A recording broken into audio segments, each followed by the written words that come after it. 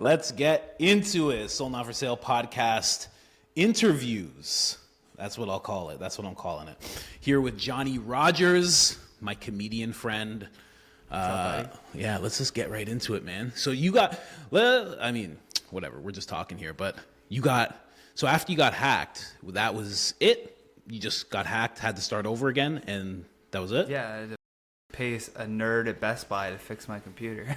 Wow. Because I had no idea. What was lucky, though, was I actually had, I had bought off of, because I was planning on, I edit so much that I was planning on setting up another, computer that I could have projects, exporting on and then be doing stuff. Because I find everything slows down when you start doing a lot of editing work on computers. So I had already purchased, a smaller desktop computer right when my computer got hacked. And it was all because I was on Reddit and I just clicked on a link to watch a video. And then I honestly feel like I can feel my age setting in when I do like that. Oh, I think I'm pretty good at going, oh, that video's AI, oh, that's obviously a scam. I'm not gonna fall for that. But for whatever reason, I clicked on this video link being like, oh, cool, I found the thing I'm looking for. Hacked or whatever. That's not. The guy at Best Buy was just like, your SSD card was messed up. I don't know what happened. Wow, so it was just like a blunt attack. Or maybe you just didn't have anything valuable. That's why I'm never really... it's getting to the point where I'm a little worried. But for the longest time, I've just had no money. I'm like, oh, they're going to take $34. Yeah.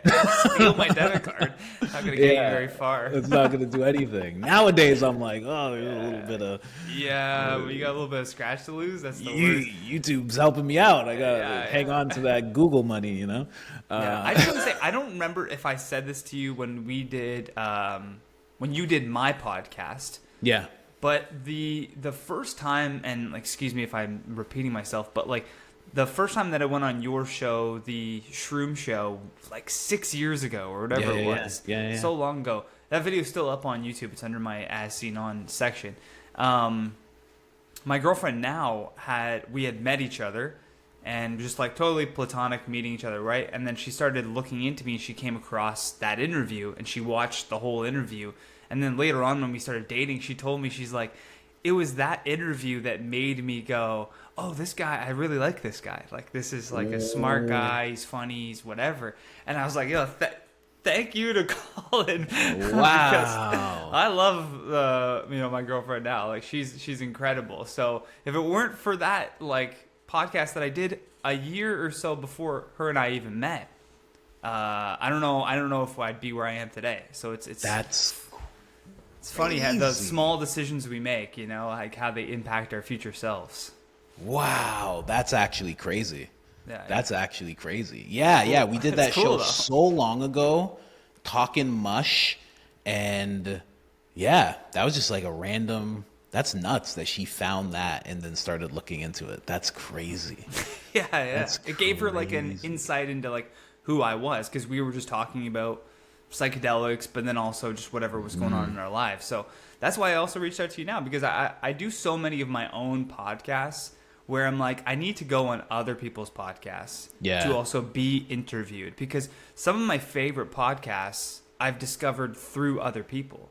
I've already listened to this guy or girl or whoever, and then they interview someone. I'm like, oh, they're really funny, or they're really cool or smart, or whatever the thing is that makes you then go into that direction. And it just so happened that you're like, oh yeah, I want to do interview shows. So and well, that's amazing. And then also I got to apologize because I've been so busy that it seemed like I ghosted you, but I'm not on Facebook Messenger. I don't go on there. The only person I talk to on there is Jenny Frederick. Dude, I send her the most memes all the time. She's my catch-all for memes. She's the only person that'll understand. If you have something insane to say, you just say it to her, and she's like, 100%, I get it. 100%. I had her on my podcast, and I told her that when she was on my podcast. I was like, you are just the person, because she always posts the most wild. Her word for the episode was banned, because she's been banned off of Facebook so many times. Yeah. For just posting stuff where you're 10 years ago, this would have been common sense, just a funny whatever. But now it's radical what she's talking about, She's not even talking about it. She'll just repost something. That's the funniest thing. I've been telling her for the longest time she needs to start a podcast. I'm She could have like a Tim Dillon style show. She could definitely do that. That's exactly what I said to her. I am actually going to give her a podcast setup. I assume she has a computer, but I'm going to give her a microphone. I'm going to give her like an interface, and I'm just going to be like, okay, this is how you use it. I'm going to do it one day, and I'm going to be like, just make content and just put it on Spotify. Yeah. It'll live there. Try YouTube. You'll get banned on YouTube, whatever. But like, just keep going. Rumble even, she can do something. I've been telling her that for the I've been telling her that for the longest time because she has a wild insight. She's like, don't judge me. I don't even know if I should be saying this. She's like, don't judge me. She's like, I've been calling women's shelters to see if they're letting men stay in the shelters. Like, what are you talking about? Well, she posted that thing where I was like, what the where it was like some insane number of like 40% of like all women's penitentiaries are like men who transition to women. Yeah. Like it was like some ridiculous statistics where you're just she's been going heavy into researching that stuff. Oh man. Just behind closed doors. Doesn't have a podcast. It's not content. She's just doing it's just a hobby of hers. That's why I'm like, she would kill it in a podcast. She would totally. And because she listens to like Tim Dillon and those types of podcasts, I'm sure she would already have, like we all do when we start stand-up comedy or we start like a show online, we all sort of imitate people that we enjoy to an extent until we can find our own voice through that. And so she'll have sort of this natural, whatever tone or projection, the way that she's delivering the things she wants to talk about until she finds her own voice. But you don't find that unless you start, right? Yeah, exactly. You're the biggest example of that, man. Like if you didn't dedicate yourself every single day to making a video on like what you were interested in, you wouldn't be where you are today. That's all it really was. Shit. That's all it really was. I still remember like you liking your own post and catching for it, and then me just torching the guy that said that, going, hey man, you gotta like your own before other people like it. Like that's just how it is. Like it's so funny. I was driving home after the gym today and I was thinking, I'm like, I gotta shout Johnny out for doing that because you were the only comedian that stood up. And the whole thing of this guy attacking me, it had nothing to do. I didn't do anything. No, out of nowhere. I laughed at a conversation he was having because I was like, oh, they're two comedians having a conversation. They're obviously joking around. Mm-hmm. And this guy took it so personal. It was crazy how personal he took it. And I'm like, I don't even know where this is coming from. And he's like looking at my posts, so and he's going down and he's going to videos I made from like years ago. And he's like commenting. I'm like, wow, this guy is crazy. Yeah. And in the spirit of Joe Rogan, I like to just stay humble, but 200K, where you at, bro? Where you at? Yeah. Okay, you do a show. You got what? You got 100 people, 200 people? That's nice. Yeah. 4 million viewers a month. It's okay. Just saying. Just keep shouting out your statistics. What was it, Jay-Z that says men lie, women lie, numbers don't? But yeah, that was, you were the only one who stood up. I remember that. it was so funny. I was just thinking about that. That's so funny. I was like, nobody else said anything.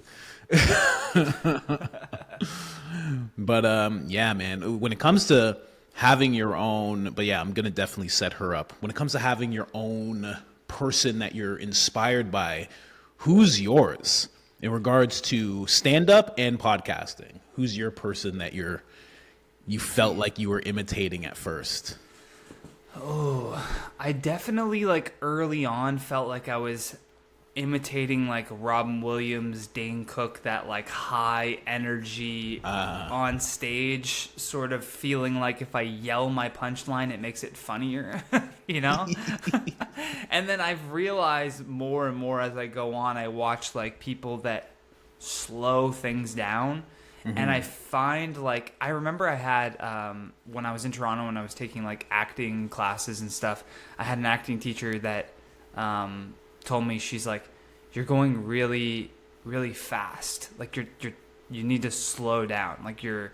you're just going through the scene like you're on coke or something. Like it's like it's you're doing the Dane Cook. You're like, like his thing. And it was the first time I became like kind of aware of that when I was like, oh, you're right. And honestly, what made it worse was my job, like Monday to Friday, was making YouTube videos and reading off of a teleprompter. And we had these like 15-minute filming increments where we had to get our video done. So if you were making mistakes, you were like now encroaching on the next person's time slot. So it was really imperative that you like get through that video like as fast as you can. So sometimes I would just be like, coming in at number 10, this, and I would just do this like list video, and then I just became that like in everything else. I couldn't shake that. So now that what actually really helped me was making this hip hop album, Undeniably Dope, available on Spotify and iTunes. Really? Slowing down on tracks and trying to be on beat helped me on stage, because I realized that like your words without the soundtrack behind it can have a similar rhythm. Like leading up to a punchline, it's just like da da da da da da da. It doesn't matter how fast you're going, you can slow it right down. And I actually like that because it gives me more time to think, gives me more time to read the room. It lets me sit in the pocket a little bit when it's like quiet. Like I love nothing more than like saying something and letting it kind of like percolate a little bit, letting people kind of go, yeah, where's he going with this? And then hitting them with something right after that. That's so hard. Me and you already know Kevin Soldo. He's become like a close friend of mine. But I always said, he's the best. I have to have him on here. He's like out in like Slovenia right now, just like chilling with Orthodox Christian priests. Like it's crazy. So funny. So do you know he was never like that? Like he. Yeah, he's talked to me about it. He's like Danny I used to just I think was the one that like introduced him to like psychedelics or something, and it like completely flipped everything in his life. Like he just like went that way, and it is who he is now. You know what I mean? Like it's crazy how stuff can do that. It changed him. The things definitely changed him. Definitely, like going after Hollywood, all of that just got pushed aside, and now he's just like focused on the craft, and now he's just focused on life. Like there's something else going on right now. But that's something that he always talks about, like people being able to be in the silence. He's like, you got to just let that happen. He's like, just be like, just stay silent. The last time I saw him perform was with him and Dino Archie, and he was just like a master at that. It was very interesting to see. So hard to do, especially because I'm much newer. It's so hard to do that because you feel like when you're new, you feel like the silence is happening to you. Mm-hmm. And as you get more seasoned, you realize that you're putting them through the silence. Yes. You're in control of that silence because you can break it at any moment, right? So it's exactly. Yeah.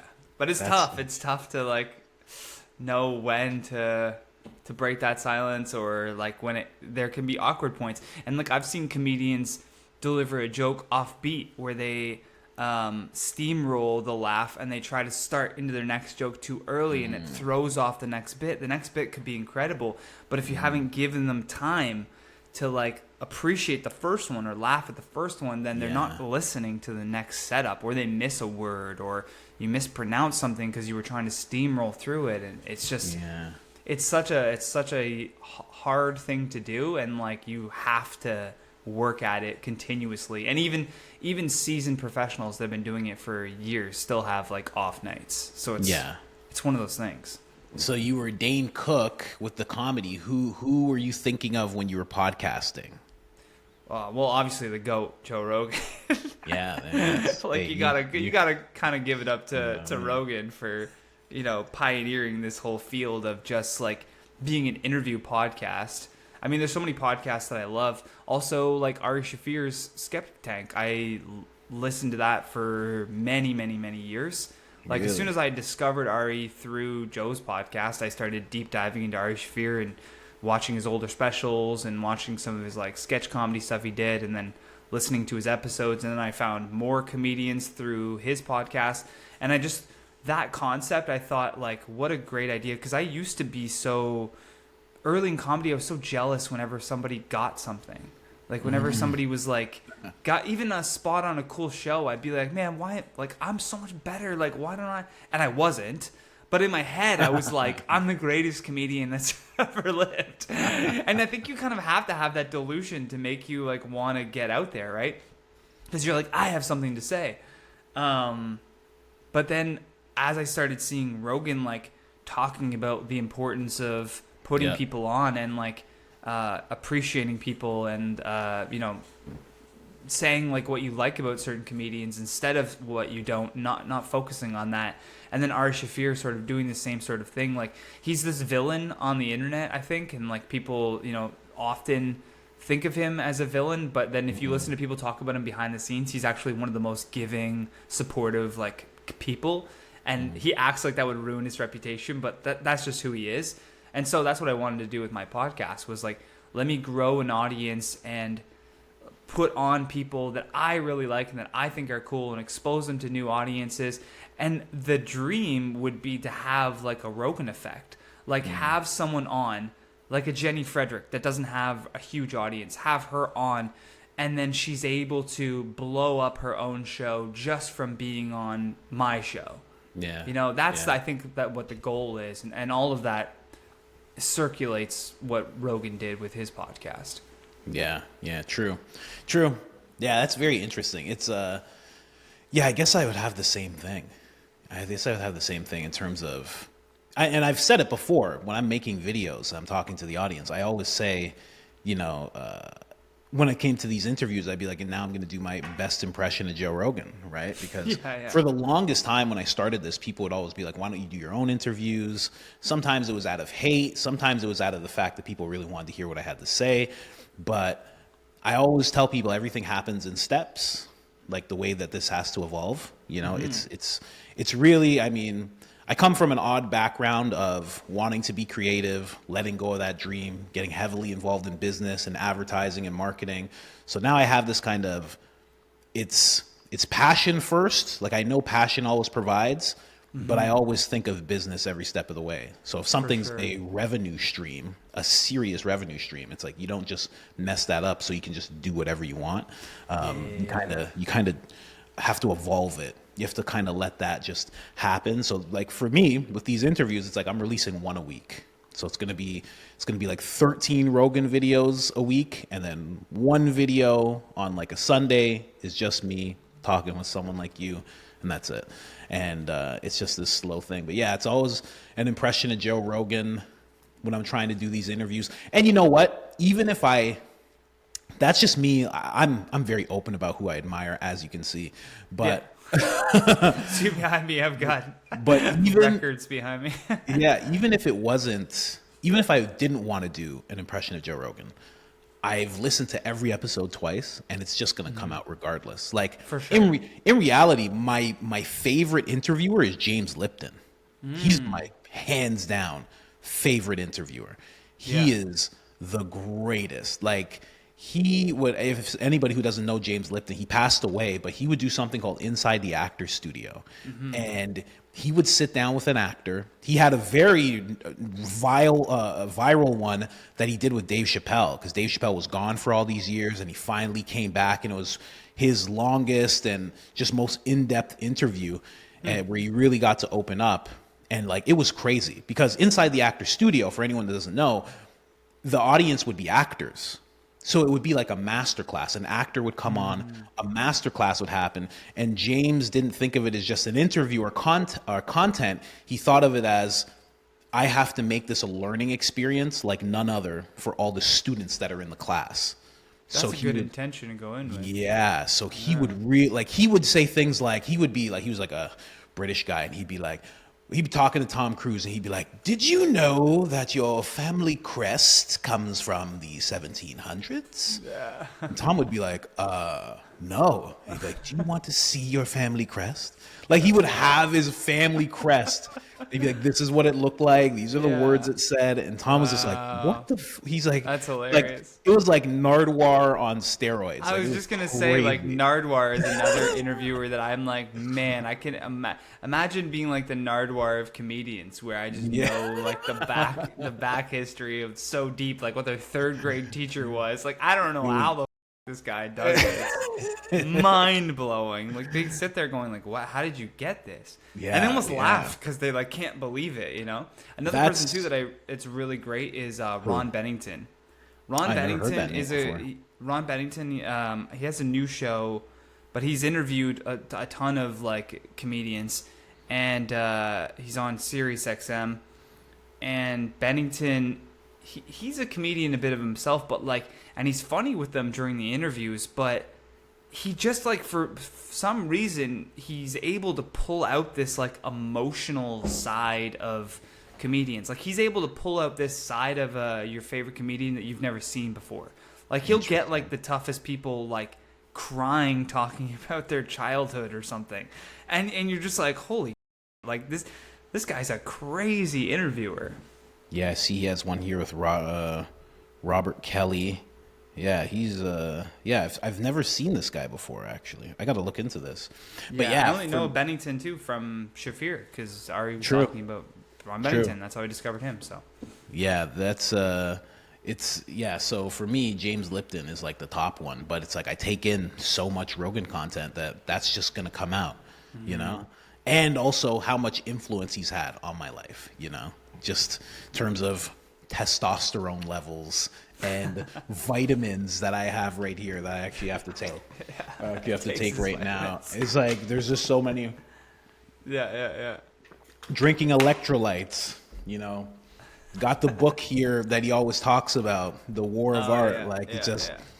There's so many things. So even if I didn't want to sound a little like him in the interviews, it's just going to happen regardless. So I have no problem with it. And then in stand-up, who I actually imitate, oddly enough, a lot of people have come to me and said, like, you must have listened to a lot of Patrice O'Neill, but I haven't actually. Kevin keeps telling me as a personal favor I have to listen to all of Patrice's material. Dude, just watch Elephant in the Room. Yeah. I think I watch Elephant in the Room like at least once a year. It's true. It always holds up. It's such a good special. And it's like on YouTube. Yeah, he keeps telling me that I have to do it. But I'm like, so many people already have come up to me and said that if I take it in, then maybe I'll even sound like him even more from whatever they're picking up on. But I think it's just a gap in my teeth and that I'm a big black guy.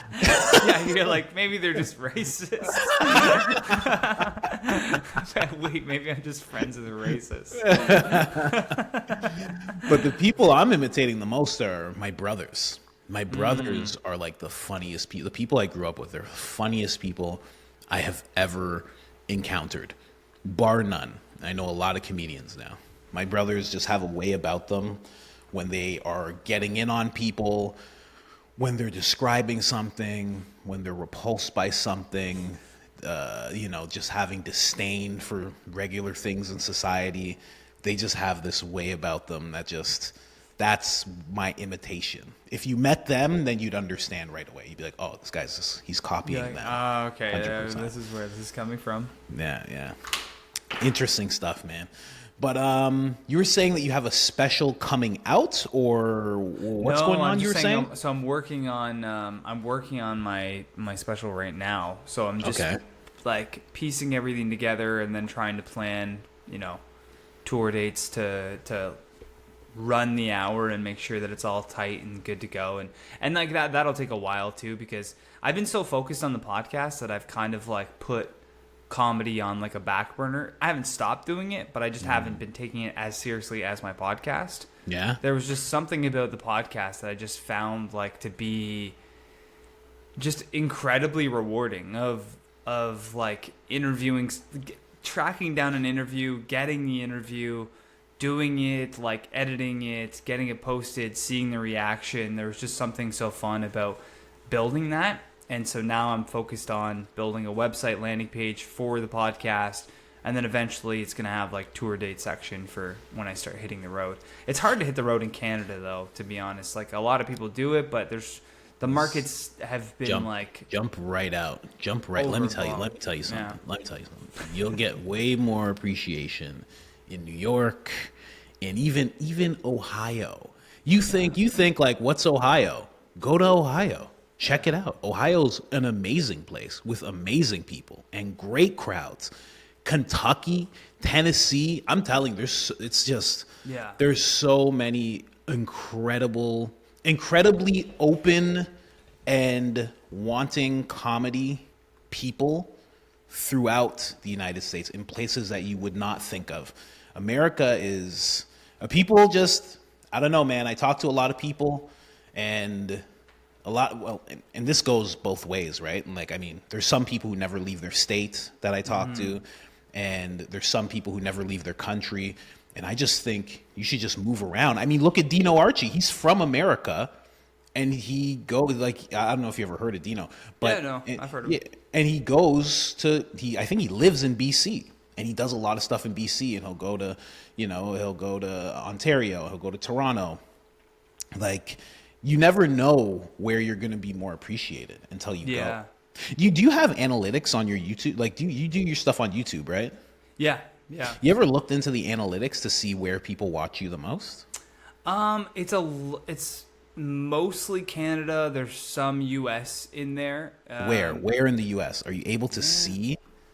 I don't know if I can see. Let me look at that. You can. I know you can, because I had an editor and he actually went deep into my analytics because he knows that I want to eventually. He knows that you can. He knows I wanted to tour, so he was like, "Let's start looking at where you're watched the most."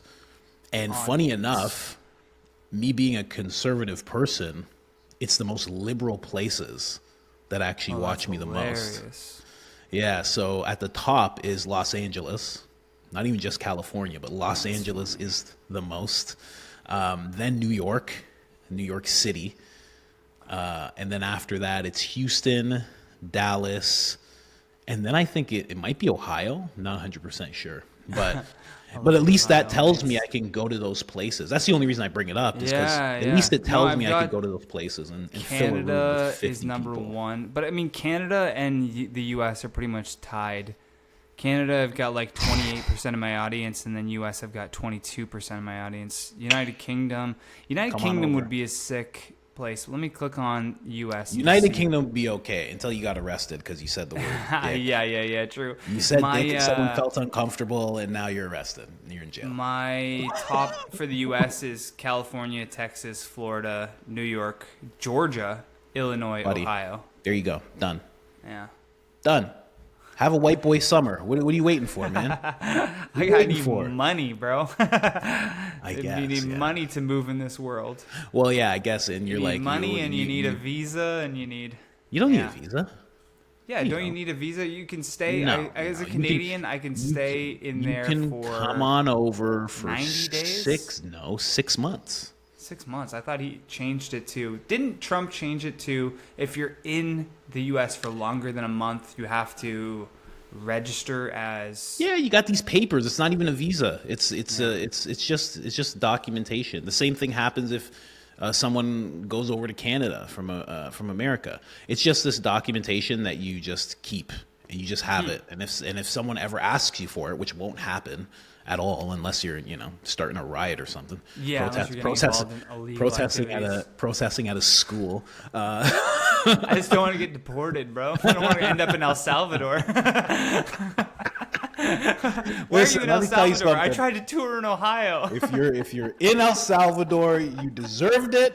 Okay, you're getting your head shaved. You deserved it if you're there. Okay. This administration doesn't make mistakes.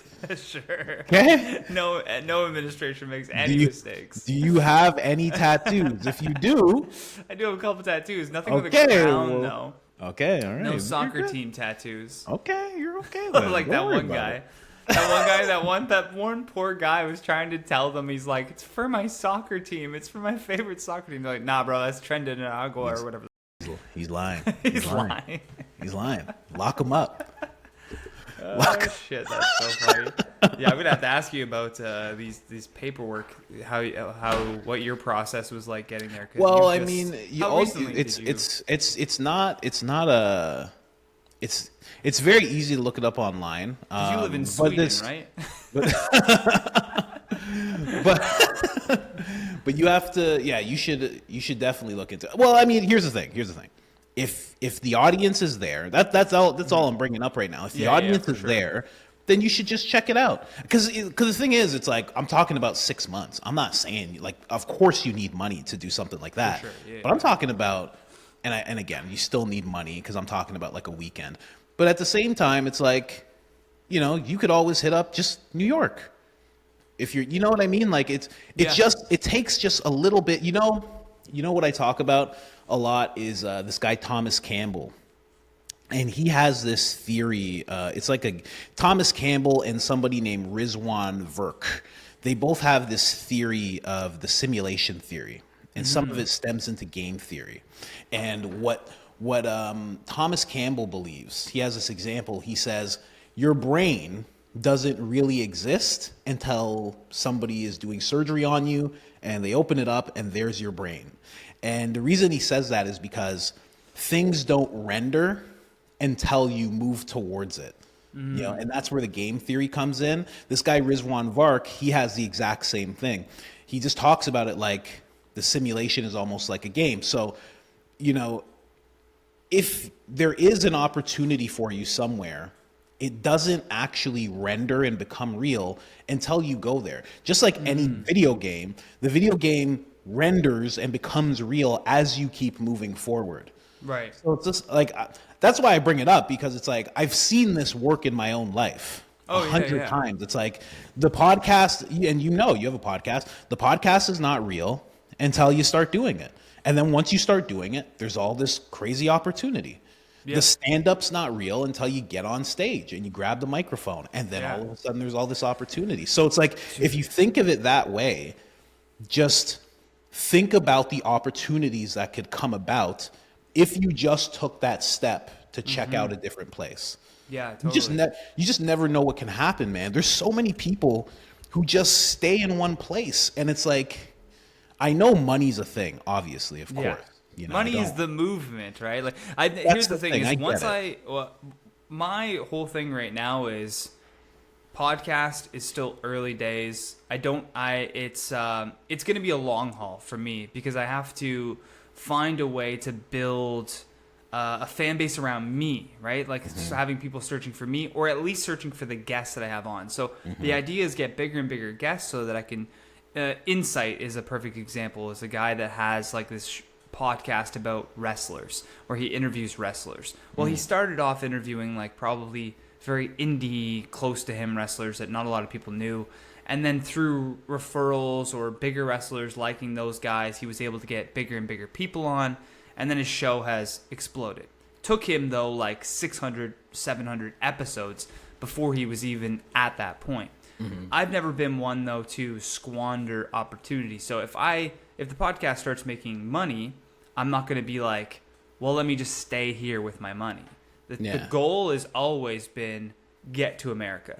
Whether it's New York, whether it's LA, whether it's Texas, it's like get to America. So it's like, I like that in Canada, I can sort of like build without people knowing, in terms of getting really good at comedy, running an hour in some small Ontario town where if I bomb, no one's going to know about it, but it's going to help me. It's going to help me later on when I have to run an hour, in a place where lots of people are going to see it and lots of people are going to know about it.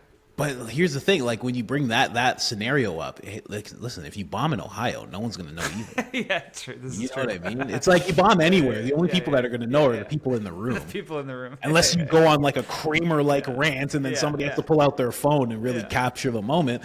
But other than that, no one's going to really know, I've been trying to find, though, because I have like all of this knowledge on like marketing and social media. So ideally what I can do right now for myself is try to find clients within a niche that I can help build their social media and be working on that from anywhere. So I have consistent good income that doesn't take up 40 hours like a regular job would.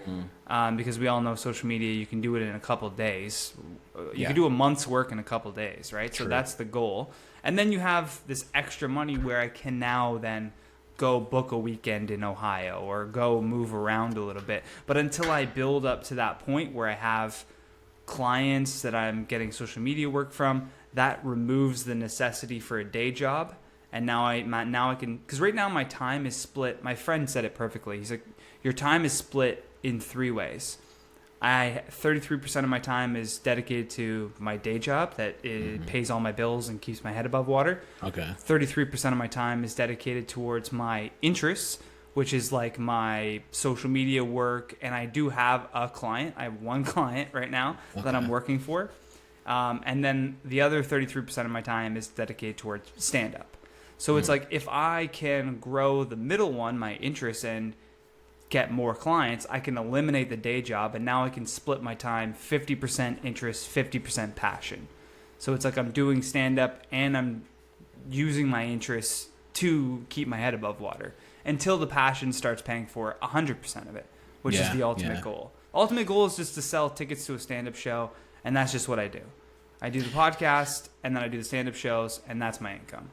Yeah. A lot of people can't tell by the path that I'm on because, you know, I just kind of let things happen.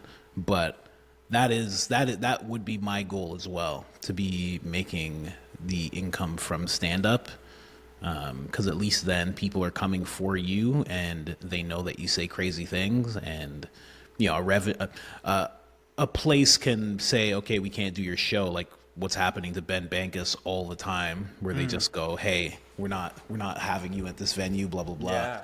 But other than that, you're in very good control of your money. But it's hard, man. Like, hey man, I told you already, I'm like, you're really good at news content, and you should. Yeah, I know, it's just so tough to do. Here's the thing with news content, like, straight down the middle. It changes so rapidly. Oh yeah. It takes so long for me to edit those news videos, in terms of like writing the script, getting all of the content together that I want to show in the news video. Because when I do something, it's not going to be half-assed. Like, it's going to be great all the way through. I can't half-ass my content.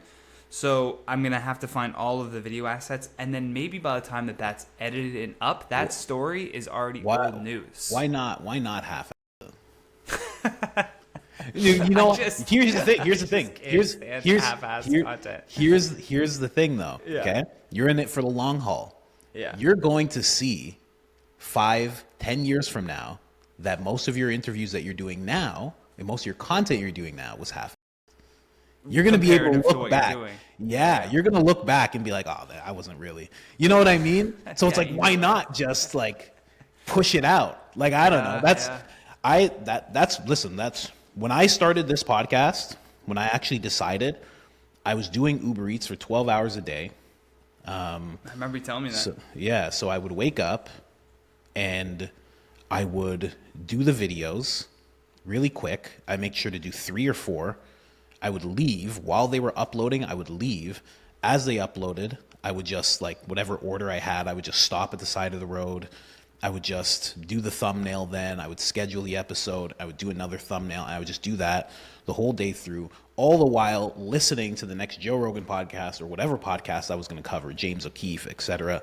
And then from there, have the next day's content already done, ready to go, stay out until like 2 a.m., come back. Hopefully my wife is there, my girlfriend at the time, is still awake, and say goodnight to her, go to sleep, wake up again, and just do it again. And all those episodes that got me to where I am now, you know, you could say those were, they weren't half. It was what I could do, but I don't know. Sometimes it just feels like you just got to do what you can, because there's a lot that you could force yourself to do in terms of, like, you know, perfection, which is not, I know that's not what truly you're going for, but you know what I mean? Like when you're reaching for the stars there, sometimes you can just do. Sometimes consistency is more important than the glitz and glamour of how the video looks. You know, sometimes that is the difference, especially information. Especially exactly, because the thing is, it's like you do. Mr. Beast talks about it. You even said it. Mr. Beast talks about how it's like you do 200 episodes and then you start looking into what needs to improve. He's like, you just get ready for the 200 because everything's gonna suck. First video's gonna suck. Everything's gonna suck. And it's true. You look back and you go, oh, everything sucked. I look younger, but everything just sucked. Yeah. And it's like you just way worse. Yeah, you just get better and better. You become a better speaker. You figure out what you want to talk about more. Also, I don't know. For me, I used to be like you were saying, talking really fast and everything. And then when I started streaming, it actually brought me into this mindset where I need to slow down because I would be streaming. So I could actually stop and talk to people. And I knew I was going to be in the stream for like 6 hours. Right. So it really No slowed pressure me to get it down. done. Yeah. It really slowed things down. And that actually helped me start becoming more comedic. And that's when I noticed from the Rogan channel to my second channel that I have now, that I've gotten to like 14,000 subscribers. That one, a lot of people do say like, this is so funny. You're so funny. Like, this is hilarious. Like, that's what I was looking for the whole time. And it didn't come until I started slowing down, which is completely off topic from what I was saying, but No, I get what you're saying. Yeah, for sure. That echoes what I was saying before about needing to slow down. Yeah, man. It really helped. And now it's getting more comedic. And for me, it's helping me flesh out bits. Do you flesh out any bits during your podcast or anything? Not really. Like, I'm trying to think if a bit has come up. Maybe if I'm talking to a comedian, I'll mention, like, I was talking to a comedian, Jake Daly, about this robbed in China bit that I have about literally getting robbed in China. And how it's like a great story, but it has no ending, and I can't figure out the ending. And I clipped that, me talking about that, and then another comedian, Sam Norton, reached out to me and was like giving me all this great advice on like what I can do for the ending. So it's like that by way of the podcast, but I don't typically like bring a bit I'm working on to the podcast. Well, I never bring a bit I'm working on, but there's always like things that just pop up. If something pops up, sure, like maybe I'll use that on stage, but it's never. I'm usually focused on the guest.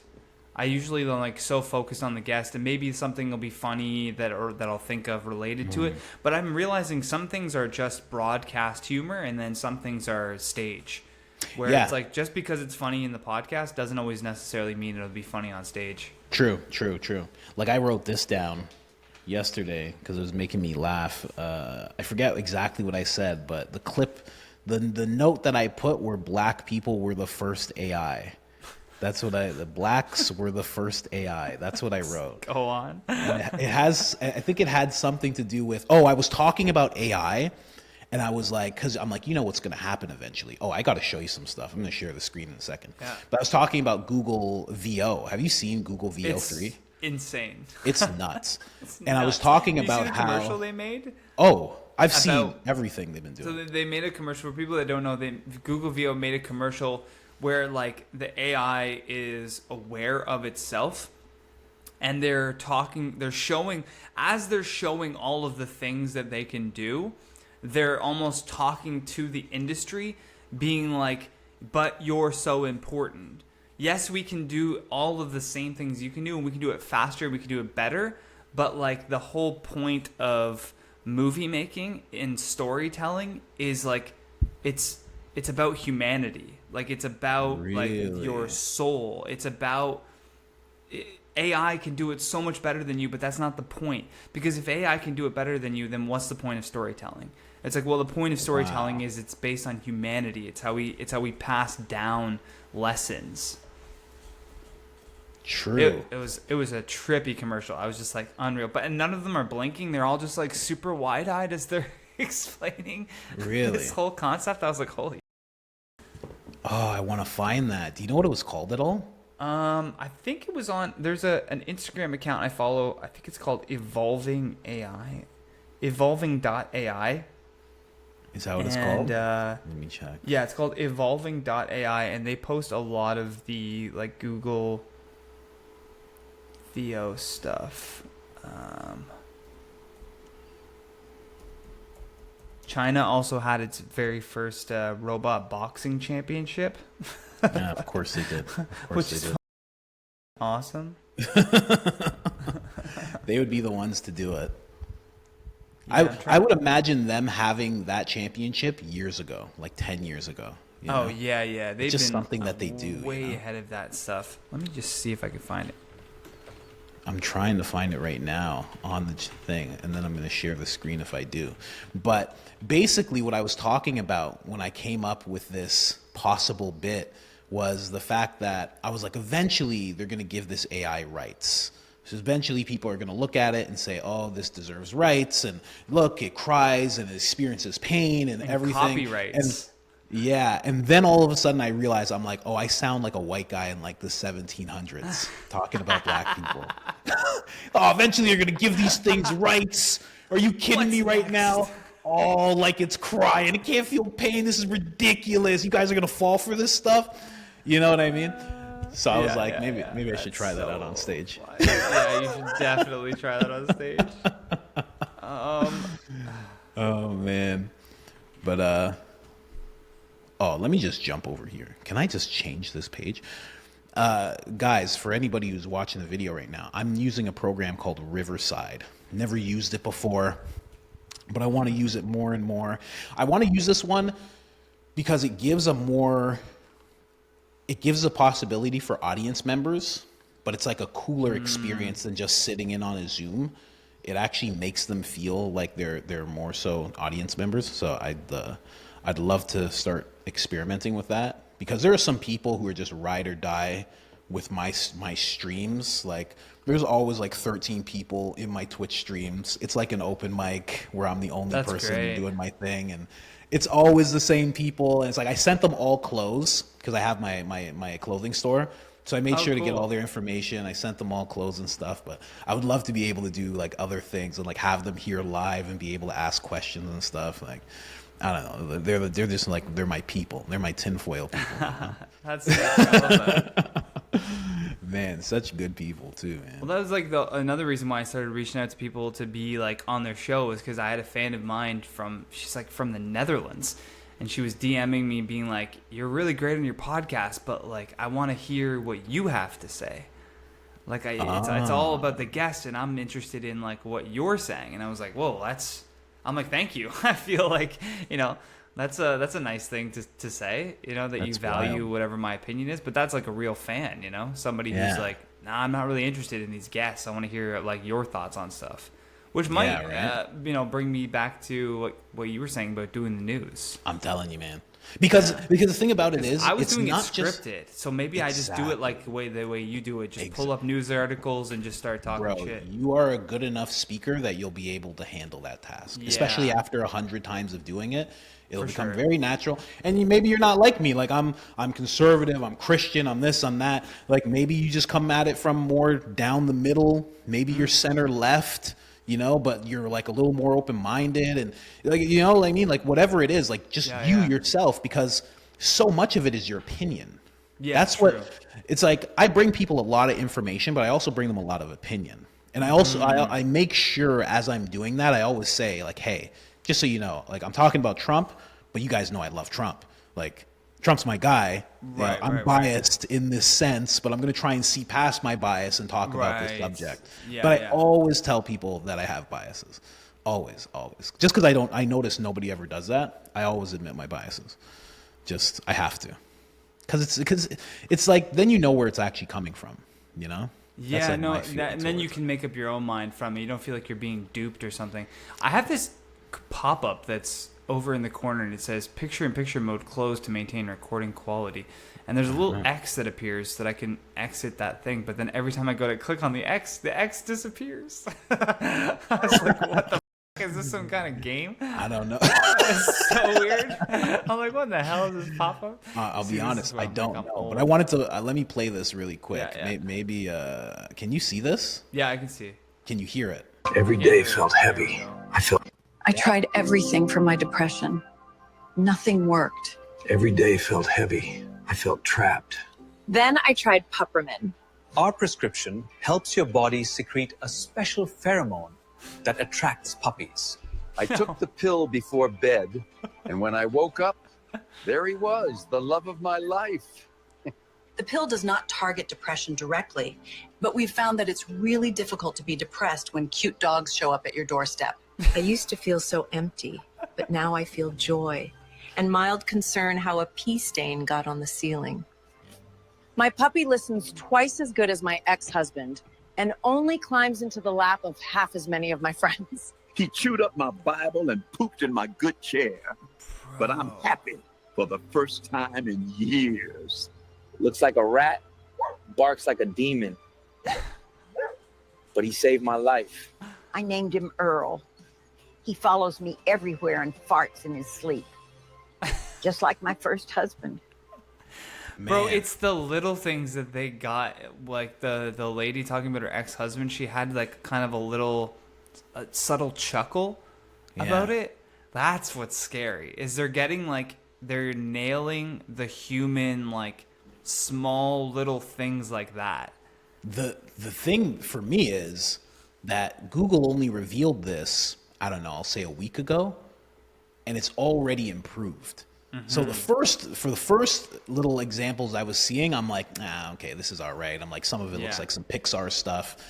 But now it's starting to look real. And wherever that goes in the next 6 months is just going to be astonishing. Dude, I work in the auto industry, and the amount that AI is being worked into the voice assistant like systems. So you're driving and you say, you know, my feet are cold.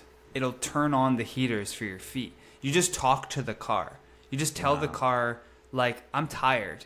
And then it'll find rest areas near you. Clear the windshield. You just, like, instruct things to your car, and it just does it. Whoa. And it has, like, over 800 different built-in responses. And then it will learn the more you talk to it. And it's in your car. I was like, yo, we're in trouble. What happens if I say, like, man, I gotta rob this bank? Will it, like, go into sports mode or something like that? Probably. It'd be kind of, all right, let's do it. Can you get me a spoiler? Man, I really feel like doing drugs just takes you to, like, the nearest corner where there's a drug dealer. Yeah.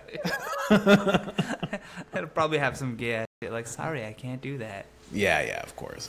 That's calling the that's police. Happen. Yeah, exactly. That would be like with the early like Apple or like Siri or whatever. If you asked it like something about like fighting with your spouse, it would like, I'm in a fight with my spouse, whatever. Where's the nearest graveyard? Like as a joke or something. It would bring up like marriage counseling search results. It would it would try to like peacemaker your request. Nice. Like, so funny. It's better than it's snitching on you, you know? Yeah. Calling the police. Yeah, that'd be terrible. Interesting, man. Yeah, and then also what they're doing in regards to the glasses. I'm sorry if people who are avid watchers of both channels, you're going to be hearing a lot about this in the next week, because I'm just enamored by this whole thing. Of what they're doing. It's crazy. The glasses, I don't even know if I can show you the glasses, but we'll see. Google AI glasses. So basically they had Google Glass before, and Google Glass sucked. So they were like, let's stop producing this, and then they made these instead. And check this out. Check out what they're doing now. The nerds shelf. Want everyone to be So you guys nerds. may have noticed, I snuck a peek back at the shelf a moment ago. I wasn't paying attention, but let's see if Gemini was. Hey, did you happen to catch the title of the white book that was on the shelf behind me? The white book is Atomic Habits by James Clear. That is absolutely right. So let's try something harder. I keep losing my hotel key card. Do you know where I last left the card? The hotel key card is to the right of the music record. Great. For someone as forgetful as me, that's a killer app. All right, now let's see how the AI can connect the physical world with your digital content and take action. This is my first time in Vancouver, and I love going on walks. So why don't you navigate me to a park nearby with views of the ocean? Okay, I am starting navigation to Lighthouse Park, which has magnificent views of the Pacific Ocean. Is there anything else I can assist you with? Honestly, with these directions and a 3D map, I should be all set, and hopefully I won't look like a tourist. It's crazy. Man, it's crazy what's going on. How do you feel about this?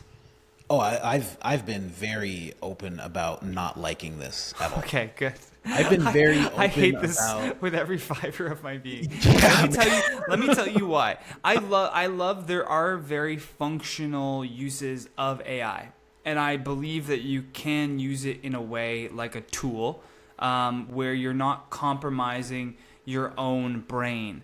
But you should never allow technology. Like the phone was already like a kind of rocky start to this. You shouldn't allow technology to be thinking for you, because then what is your brain for? Your brain is this like super complex mega computer that you have inside of your body. It's connected to everything. It's sensory, memory, everything. She doesn't remember where her key card was. It's like, remember. just remember. I know you can do it. I believe in you. Just go, I'm going to put my key card here, and I'm going to remember that it's there. You know? How do you remember what room that you were in? You just remember. Like, there's this fantastic book called Moonwalking with Einstein, and it's all about the memory palace that all of us have in our brains. And ancient societies, they were praised for their great memories. Like there were towns where there was like 1,000 people that lived in the town, and everyone there knew everyone's name. They knew where they lived. They could remember all of this stuff in their head, and they only got that by doing like memory techniques, by educating themselves on like how to build this memory palace in their head. I'll give you a perfect example and an easy way for viewers to build this memory palace. You have to think of a place in your head. Everyone can think of like a childhood home or somewhere that's super clear in their head. They remember the smells, they remember the walls, they remember like everything. You really map out that place in your mind. Like close your eyes if you have to. You think of every room. You think of the way you come into the house, the way you can go upstairs or downstairs or into the backyard, and you really map out the place. And then what you do is, if you need to remember something, you place that thing you need to remember as a token inside of your memory palace. So for me, it's my childhood home. I can think of, if I needed to remember this key card, I would walk into the kitchen and I would place in my head the key card on the table, because maybe that's actually where I left it. I left it on a table. So in my head, I'm going to place it in the memory palace's table. So when I need to retrace my steps, I walk through this familiar place and I go, oh yeah, I placed it on the table. Wow. And you can do this with numbers. You can do this with anything. You can put a list of numbers on a board. You can put like a magical phone book that you flip open there that's got like names in it. And you'd be shocked at how long these memories last for, because your brain works in such a way where you can just walk yourself through your imagination and find it. But if you are just constantly never working that muscle and you're only relying on this technology, when the technology fails, you're just like a blank slate. Like you ever take a dog out of its house and just put it in a new house and it doesn't know what to do with itself? It's kind of like scared and it's looking around. That's you with relying on technology. You're going to be like, where am I? Who are you people? Like they're just not going to know if the technology the servers go out one day. And now you're just like, I don't remember where I live. I don't remember any phone numbers. I don't remember this person's name or that person's name. Like, it's going to get scary, man. That's very interesting, that memory technique. Because as you were saying that, I'm like, childhood home. Because I could literally close my eyes, walk around my childhood home, no problem. Doorknobs, everything. Like, I know where everything is. Yeah. And when it comes to my own mind, I can picture things very clearly. And I should try that. I should definitely try that. That's a very... Because, you're 100% right. Grocery list, anything. I mean... all this technology, what it's really doing, this is my theory, right? Think about this. We're around the same age. Like, remember when you were a kid and the handicap button to open doors was for handicapped people? Yeah. And that's who it was for. And if you pressed it and you weren't, people would look at you and be like, what are you doing? Why are you hitting that? Why would you do that? You're fine. They would 100%, they'd be like, don't do that. Don't touch that. It's not for you. Nowadays, you will see any and every single person pushing that button to have the door open for them. Bro, I watch people take an elevator in my building to get off at the second floor. I'm like, take the stairs. You're not in a wheelchair. Take the stairs. It's one flight of stairs. But the thing is, when it comes to the handicap thing that I thought of, my wife, she was working at a place where she was right in front of one of those things. The building she was in, she was like right there. And what people would do is they would press it, and if it was broken, nothing would happen, and they would just stand there. And then they would press it again. And sometimes they'd press it again. So it's like every single one of these things that's supposed to be a convenience actually atrophies a part of you, right? So it got to a point where, obviously they still know how to open the door, but for how long? Like if you're always doing that and then your kids are always doing that, what happens to the grandkids? Do they now not know how to open doors? Is that not a concept that they understand at all? They get to a door and they go like, just freeze. They don't know what to do. They start walking into it. They don't know what's going on. But it's really like that. And the same thing is going to happen when it comes to like self-driving cars. Yeah. Like again, we're near the same age. I had older brothers, so I watched older movies. But Demolition Man is a perfect example, where Sylvester Stallone was like, "Oh, I'm going to drive this car. Let's drive this car." And Sandra Bullock's like, "What are you doing? Like, we don't do this. Like, how are you even doing this? Like, no one goes manual." And he was like the only person in society besides Wesley Snipes who knew how to drive a car and just drive around. So everyone got atrophied to that point where they didn't even know. Idiocracy is a good example. Exactly. Yeah. It's like all of this stuff that we're seeing, not having to remember anything. I mean, I'm guilty of it, buddy. I rarely type things. Any message you get from me is voice to text. I'm saying it. I don't trust every single time. And it gets to the point where I think of, it messes up, but also it gets to the point where sometimes I'm typing and I'm like, okay, yeah, that's how you spell that word. Okay, yeah, that's how you spell it. Yeah, I'm like, I still have to go. Like I'm forgetting. If I'm spelling the word receipt, I still have to go. Oh yeah. I before E except after C. I still have to I still have to pull these old lessons into my head. But you should. Yeah. That's what we should be doing instead of relying on the phone. And there's just so many things I see like that are just making it so. Well, they're trying to dehumanize us to the point where it'll be so easy in the next couple of generations for someone to merge with machine, for someone to merge with AI, because they necessary. Don't feel it will become necessary because your humanity will be gone, like completely washed out of you, where you have no ability to remember things, so you need the technology to do that. You can't even push open a door. You need to press a button to open the door. It'll get to the point where you'll just look at the door with your glasses and it'll read your brain that you want to go through it, and then the door will open for you. And you won't even think about it. You'll just be walking around sort of mindlessly, and they'll sell it like, oh yeah, you'll get to live to be like 300 because it'll replace the old. You're just going to be a tax slave. You're just going to be a tax NPC robot that's just a test pig for all of this new technology so that rich people can figure out the best of it and then use what they need to. But for the most part, they'll still be like... The richest people will keep their humanity, and they'll understand, because the people that made social media aren't on social media. Exactly. Their kids aren't on social media. They inherently know that it's bad.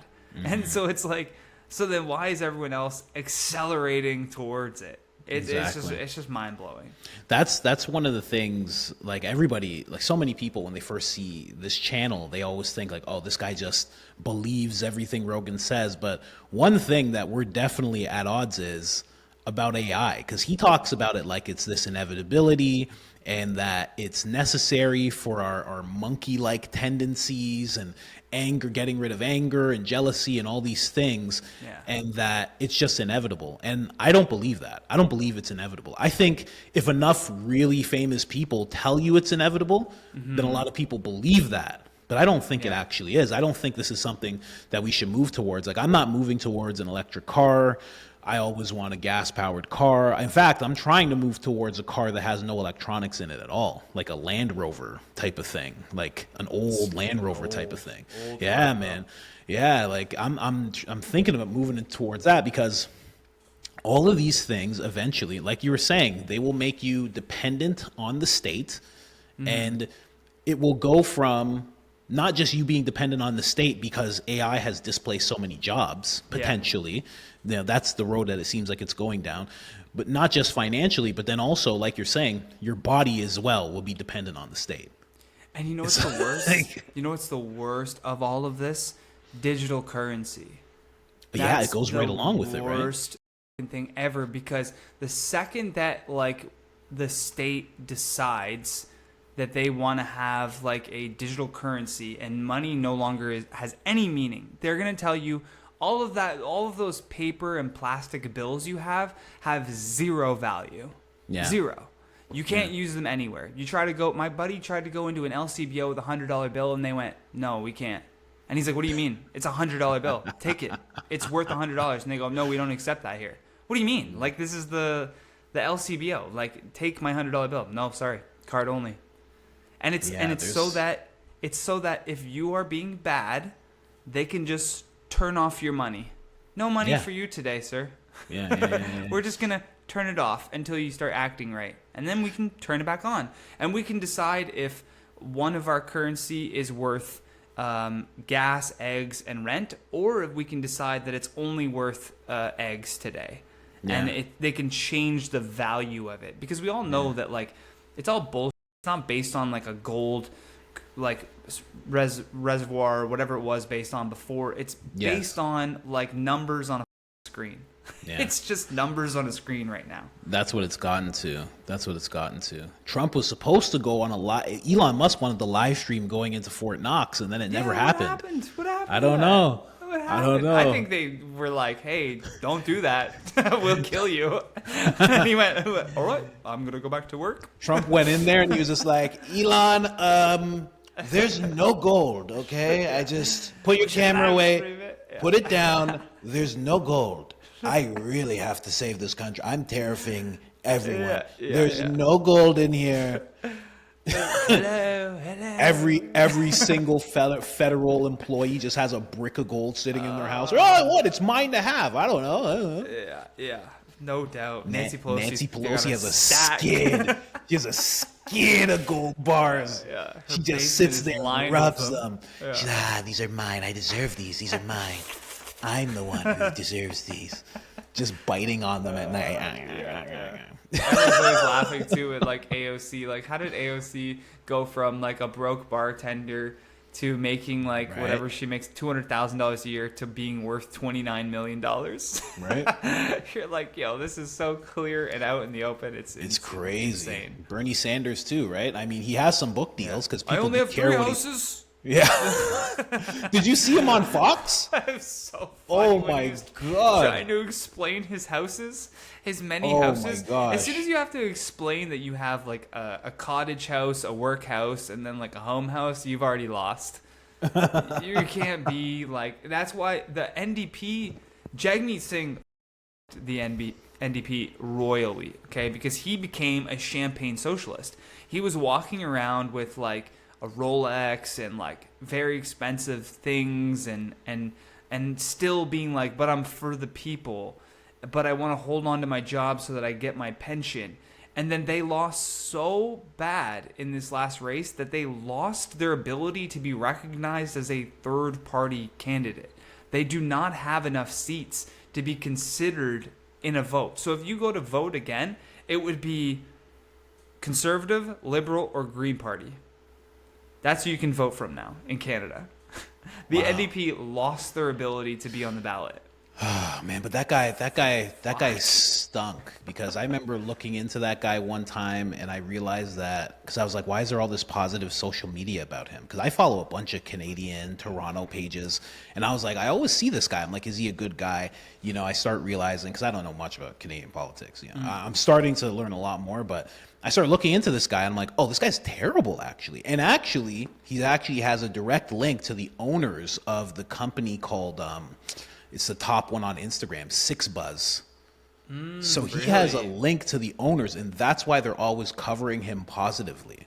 Wow. So I was like, oh, okay, this is like, it's funny because it's rigged the same way it is in America, but a lot of Canadians just think that's something that happens in America. Yeah, they don't think that could never happen here. Our elections are fine. No. Yeah. We have bad guys, of course, but like, no, it's not like over there. And it is. It really, really is. Here, let me show you this Bernie Sanders. Yeah. Exactly. Let me show you this Bernie Sanders thing. Listen to this. Hold on.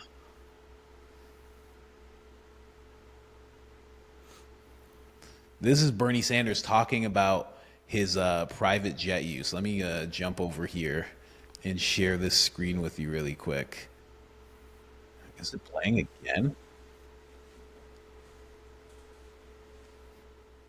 Of 83,000 workers at the Veterans Administration, which will clearly impact the health care that our veterans receive. All right, last thing. Alyssa Slotkin, senator from Michigan, she said you shouldn't be using oligarch. It's over people's head. You've gotten criticized from other people. Free Beacon says Bernie Sanders spent $221,000 on private jets fighting the oligarchy tour, paid for by friends of Bernie Sanders. That you've spent millions of dollars in campaign funds on private jet travel over the years. How do you push back on both of those things? When's the last time you saw Donald Trump during a campaign mode at National Airport? No, it doesn't. But he's also not fighting the oligarchy. No. You run a campaign and you do 3 or 4 or 5 rallies in a week. The only way you can get around to talk to 30,000 people. Think I'm going to be sitting on a waiting line at United, waiting, 30,000 people? The only way you can get around. No apologies for that. That's what a campaign Bernie, you should be on a bus, bro. And you think that this is hitting a mark? You think it's scratching the itch that voters want to hear from? I think at a time when the people on top of it's so funny. That's the way he justifies it. How else am I supposed to get around here? All these private jets, it's the only way to fly. What about Donald Trump? What about him? Donald Trump's a billionaire, bro. Donald Trump advertises himself as a billionaire real estate mogul. If he wasn't flying on a jet, you'd be like, "Oh, is everything okay at home?" Yeah, what's happening with Donald Trump? What's going on with this guy? He's not taking a jet? He's not taking a on a gold toilet anymore. He's not traveling in limousines. He's not having affairs. This is a guy that you cannot advertise yourself as like being against the machine and then be like so attached to the hip to the machine. He just doesn't understand that here's he's the thing. being hypocritical. Of course, because he is exactly what you just said. He's a part of the machine. He's a part of exactly what he's claiming to be fighting against. And a lot of Democrats are constant. And you just brought up, Jagmeet Singh in Canada. Yeah. A lot of these people who are, and I'll consider Jagmeet on the left, they keep on talking about, exactly. They keep on talking about how they are against the machine or, the elite, but they are that. And they're that to a worst extent. Here's the thing. With Trump, at least you knew. We all saw him as we were growing up. And he was right down to when he was in Home Alone. We were like, that's the billionaire guy. We all know he's a billionaire. So if you see him on a jet, you're like, okay, well, the guy donated his salary. Okay, he's on a jet. I don't know. I guess it's his jet. He's had a jet for like 45 years. Yeah. Probably even longer. I mean, like, even his dad was rich, right? So it's like he's been on jets for almost 100 years. So you're like, okay, Bernie Sanders, he's on a jet. Bernie Sanders is on a jet that's paid for by the American people. Yes, and that's where it gets messed up. That's where it gets really messed up. Yeah, you can't say that you're trying to save their money while spending their money. That's insane. And it's like Trump can come in and be like part of an establishment, like Republican side, let's say too, but he's not espousing that he's like going to stop doing those things, going to stop acting like an oligarch, if you will, if you want to use that turn of phrase. The funniest thing though was the jet that he got from Qatar, and people were so mad at him for like taking this jet, and he's like his like reason for that I thought was so funny, where he was just like, we give things all the time to people. He's like, if someone offers you a gift, you have to accept it. He's like, they gave it to me, so I had to accept it. Of course. He's not playing around. He's like, what are we talking about here? He's like, what about the Statue of Liberty? That was a gift from the French. We didn't say no. We took it in. I was like, yeah, but the Statue of Liberty can't fly. But the thing, but he's right? He's like, just he has a point. I'm gonna take it's a $400 million jet. Like, of course I'm taking it. It's gonna take 10 years to be security cleared, but also you have to think, if you are like, right, like, and I already claimed, I know my biases in this whole thing, but you have to think, if you are doing a deal with Qatar, with that government in that part of the world, and you say no to the private jet because to them, they've literally just offered you some mints at the front of their house. Would you like a mint? Here's a $400 million mint. Yeah. And you go, no. They're kind of like, huh, okay. All right. We're supposed to be doing business together. That's like not shaking their hand in Qatar. Yeah. You know what I mean? Yeah. Habibi, I had 4 million slaves make this jet. You not take my jet? You not take my jet? He goes, 4 million. Died to make I kill entire village to make jet for you. And you say no. It flies. It's good. It's better than most of your jets. You say no, Habibi. Really? Instead, he said yes, and then they're like, okay, we'll give you $1.5 trillion. Yeah.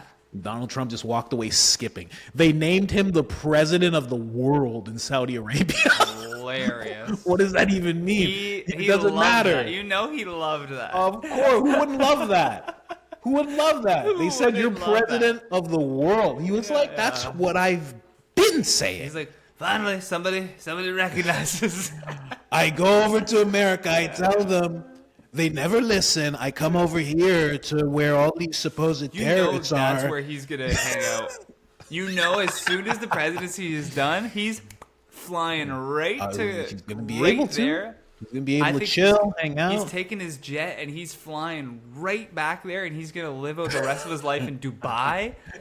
He's going to have whatever he wants. He's going to be the king of Dubai. You know what the final thing would be? Have Barron marry one of their one of their royalties. That would be next level gameplay. Then they become they're greater than the Kennedys at that point. Have you seen that book? There's a book from the Time Traveler, and it's called Baron Trump. Yeah. Baron Trump, The Adventures of Baron Trump, the Time Traveler. Yeah. What? Like that? Like what are the chances? That's how I know for sure this is a goddamn simulation we're living in.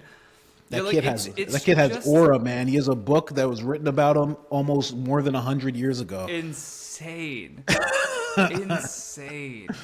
Yeah, it's an interesting book too, because he has a guide in the book, and the guide's name is Donald. Wow. Yeah. And Donald is showing him everything about traveling in time and how everything works, and how crazy is that? That's crazy, man. Like, Baron Trump, his name's Don. It's pretty wild. And then you know what links to that conspiracy? What? Or at least that theory is that I believe it was Donald Trump's uncle was the only one.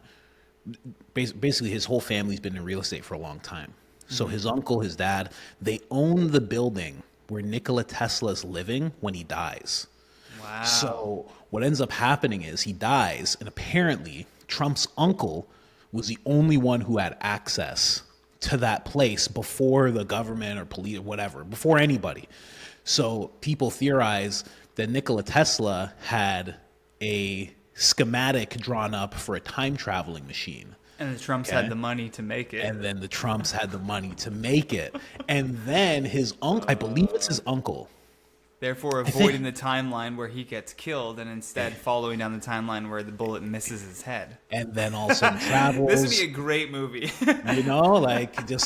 And apparently, the theory is that he went back in time. He made sure that the Trumps were all set up to make sure that they were set up to take the presidency so they could save the country. King of the world. And then eventually Barron would move on to become king of the world. Wow. Which, you know what? I would rather that than have AI take over. Yeah. He seems like a time traveler fantasy be fulfilled than AI, than the machine take over. Maybe it's the two combating against each other, right? Yeah. And the outside force of aliens is just time travelers from the future coming back, Right. Oh, there's a lot to it, man. There's But yeah, so that's much. It's crazy. It's funny you know about that book. Yeah, I've made some episodes about that book, man. It's so Really? there's a couple of them too. Yeah, there's another one too that has a lot of connections to the Trump family. I gotta It's read about it. Barron Trump. Yeah, it's a very interesting book. Very interesting. It was made in like early 1800s. That's what's something like that. intriguing about it. It wasn't written by somebody like it wasn't written by Q. Yeah. and then released in 2020. It was Yeah, written yeah. like in the 1800s when none of these people actually existed. Yeah, exactly. Which is just so insane. Before the name Trump even had any prominence at all. Yeah. So So I don't know, crazy. man. We'll see what that's all about. But yeah, it's interesting. I honestly love, and again I'm biased, but I love that Trump won, man. I love it. I was hoping that Pierre would win over in Canada, Trump would win in the US, and that they would come together a lot more. The exact opposite ended up happening. Canada literally elected their version of Kamala Harris, just someone who was literally installed. Yeah. No political background, nothing. Like it's just What's crazy is like Trump kind of screwed the election here with the tariffs, because what happened was he started doing the 51st state stuff and the tariffing, and Pierre just couldn't separate himself from that, because even his own voter base started being like, well, he's not really like defending himself very well against this. He's sort of aligned with what Trump is saying, and we don't want him to. Like, a lot of conservatives didn't want to be the 51st state. They liked being Canadian still. It just pulled. And then when you remove Trudeau out of the race, it just pulls all of that sort of energy behind Pierre out of it. But he could have, the problem, that pulled the energy out. Yeah, that's definitely true. But what he could have done, instead of being on the attack when it comes to Trump, he could have easily just been playful with it. Because in America, it clearly wasn't a serious thing. But Canadians took it seriously. Yeah, it was so silly because Trump talks a bunch of smack. He's talking to Trudeau. He's calling him a governor. And the reason that he's calling him a governor, and that's why he's calling it the 51st state, because he looks at Trudeau and he says, you're not a leader. You're a governor, if anything. That's the only thing it stemmed from. And all of a sudden, everybody in Canada is like, elbows up. Elbows up. You're like, are you crazy? Like, he's not really considering doing that. But then, because of everything that happened, Mark Carney coming in, Pierre going on this weird attack, but also not being conservative enough, because of certain things he was going to do just like Trudeau, like with mass immigration and stuff like that. And then all of a sudden Carney comes in, instead of him, like when Carney came in, it kind of looked, I'm losing my train of thought here because my phone was going off. This phone keeps going off, man. Throw it out the window. I can't turn it off. But as soon as Carney comes in and Trudeau's out, it all of a sudden just becomes very easy for Trump to all of a sudden take this kind of thing serious. Because then Alberta says, well, if Carney gets elected, we're going to really take separating seriously. And then Trump looks at it. Trump looks at it and goes, oh, well, they have oil. They actually like this. The whole tariff thing going on. The premier of Alberta is actually not going along with the rest of Canada and says that she doesn't want to do what the rest of Canada is trying to do, like taking liquor off the shelves and all sorts of nonsense. She's not doing any of that. So now Trump's looking at it like, well, something is actually happening here. Because here's the thing. People keep thinking that Alberta can't do that. They actually can. Now, is it likely going to happen? Probably not. I don't know.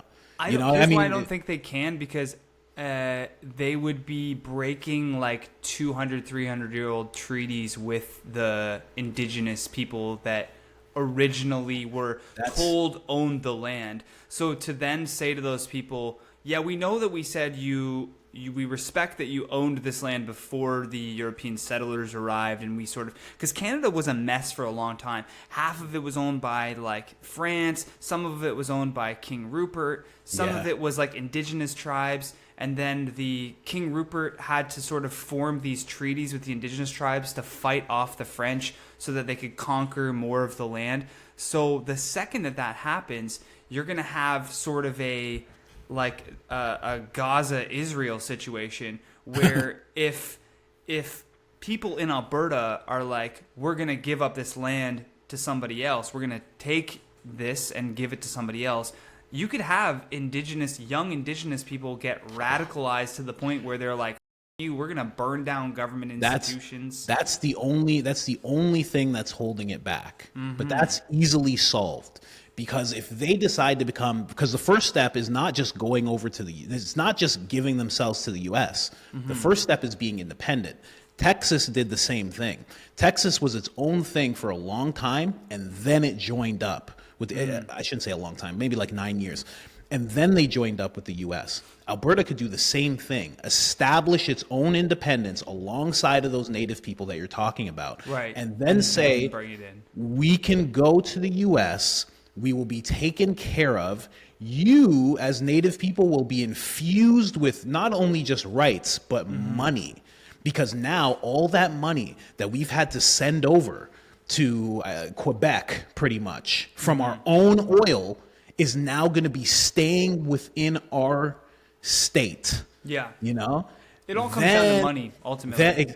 Then it all looks very different. Because then all of a sudden, Alberta might have a GDP that could rival like California's, which is massive.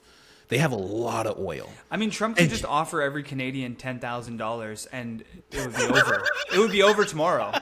If Trump just offered every Canadian $10,000 US, $10,000 US, it's over tomorrow. Everyone hands in their passport and they become Americans. I'm not even joking. Like, there are so many people here that are struggling that That's if true. a majority That's of people, you just need 70% of the people to accept the $10,000 and the other 30% goes, oh, like, we're screwed. Everyone is just taking this money and now they're going to be indebted to them and we're just going to become part of them. But like, the whole thing with Carney is really, it's a really interesting political thing to watch. So the reason why Kamala didn't work in that kind of like swap, right? Which I think what they were planning on doing, if it weren't for the debate, Biden sort of admitted in 2022 that he had cancer. He was talking about I played the that local clip. And then he said, like, you know, people like us and me, we have cancer. He kind of slipped. So I think what was going to happen was they were going to try to get him reelected, and then they were going to announce that he has cancer and he was like in a wheelchair or whatever, and they were going to pull him out and install Kamala, because that's the only way that they could have done it. They tried to do it this way, but what happens is you have to vote for the person to then take over the party. There's the primary is so necessary, and it's voted on by the people. In Canada, the candidate of the party isn't voted on by the people. It's voted on by the party. So that's how gross. Carney gets installed. People just submit their application to the party, and then the party votes on who they think is best represented, and then whoever the party chooses becomes the leader of the party. So it's like, they did install it, but that's literally, they were just going by the law of like how it's legislated. That's very true. But that's also where he is exactly like Kamala Harris, because that's not how it works in America. It's what happened, but that's what they did. The Democrat Party decided, we're gonna use this person. But And I'm saying they're that's like, why Canadians were okay with it and Americans weren't okay with it. Well, there are a lot of Canadians that were not okay with that. They were but not I think okay it's because they with don't this guy coming out understand of nowhere. I think they don't understand government, and that's why they weren't okay with it. Because too many Canadians think in terms of American politics and think it's the same, but it's so different. Even still, for Trudeau, and here's a big thing why a lot of Canadians were upset about it, from what I can see, is that Trudeau just left, and they're like, okay, he's leaving. So now we're going to see Pierre come in. And then all of a sudden this guy comes in, and people start realizing this guy was, because a lot of people, as much as they look at American politics more so, a lot of people are paying attention in Canada. They go, oh, this guy was already on Trudeau's cabinet. He advised Trudeau for 5 years. The past 5 years have been terrible. So this guy was advising when things got terrible. Hold on. And then, the tinfoil realm, you see a picture of him with Jeffrey Epstein and Maxine, or Ghislaine Maxwell, and people are just like... Which I haven't heard a good response as to what that is. Some people say that it's AI. It's not And then it. I was like, I know, but That's from just the him, I easy want to thing. hear like a good Yeah. response from him. I haven't heard that, is what I'm saying. Exactly. And what he did to win, basically, though, was he played to the center. He played to, I'm going to eliminate the carbon tax. So then he takes another thing away from Pierre that Pierre said he was going to do. He says, I'm going to eliminate the carbon tax, and then I'm also going to play to my far left and make dental included in the healthcare.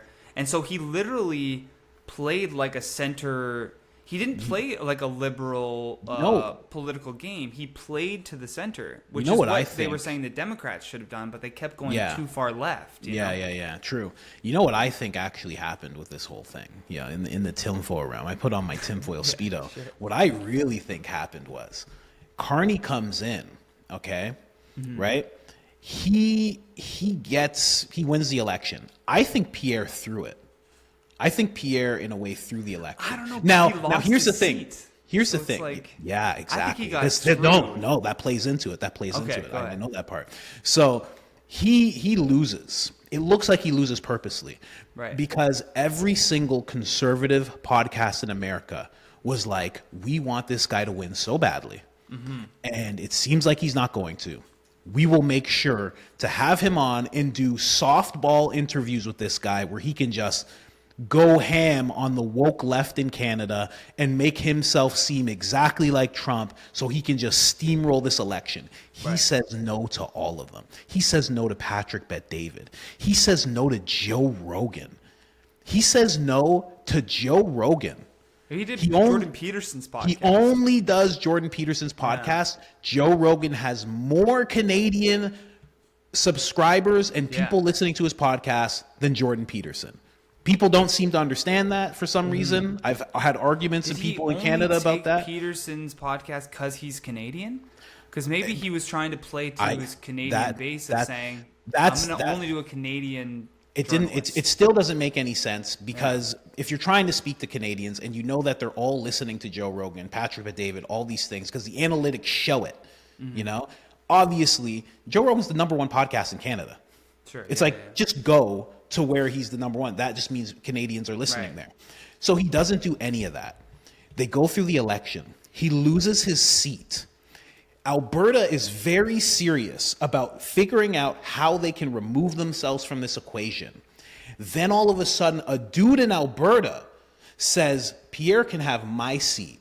So now Pierre, who's very against Alberta leaving, is now in a position in Alberta to start speaking to people in Alberta about, hey, we don't need to leave.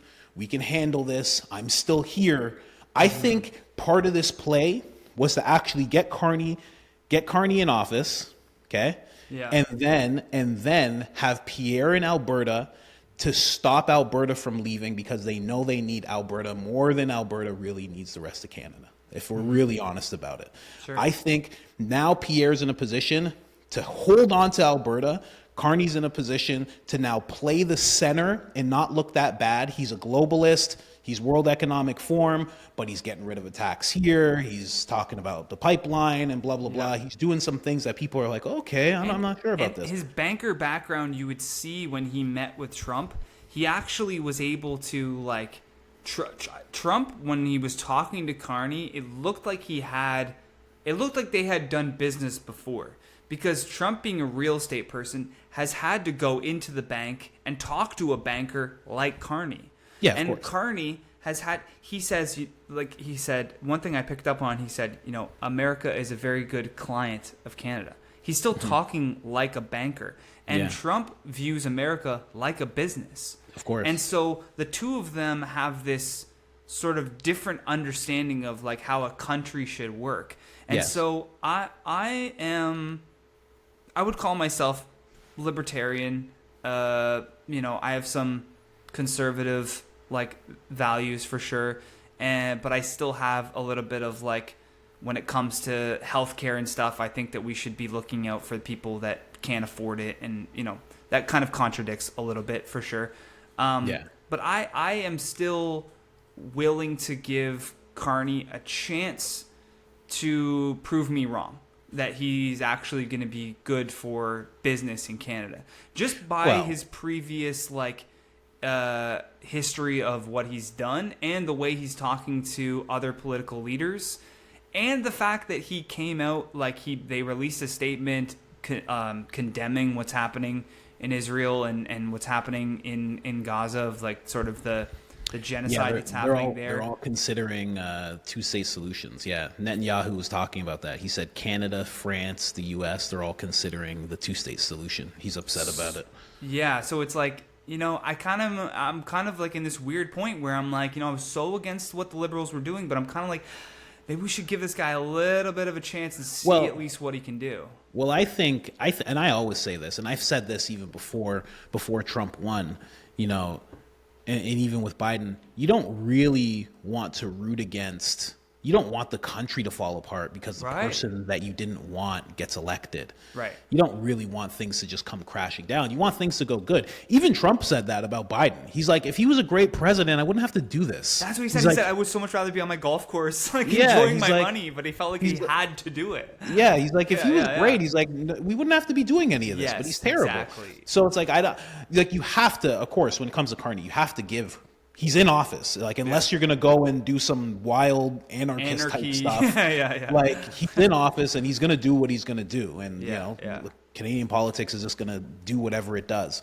There's not much you can do. So you have to give him a chance. Just, I just, when I look at it, when I was looking at it from my tinfoil realm, when I'm connecting dots, I'm like, as soon as I saw Pierre in Alberta, I'm like, oh, this must have been some kind of play.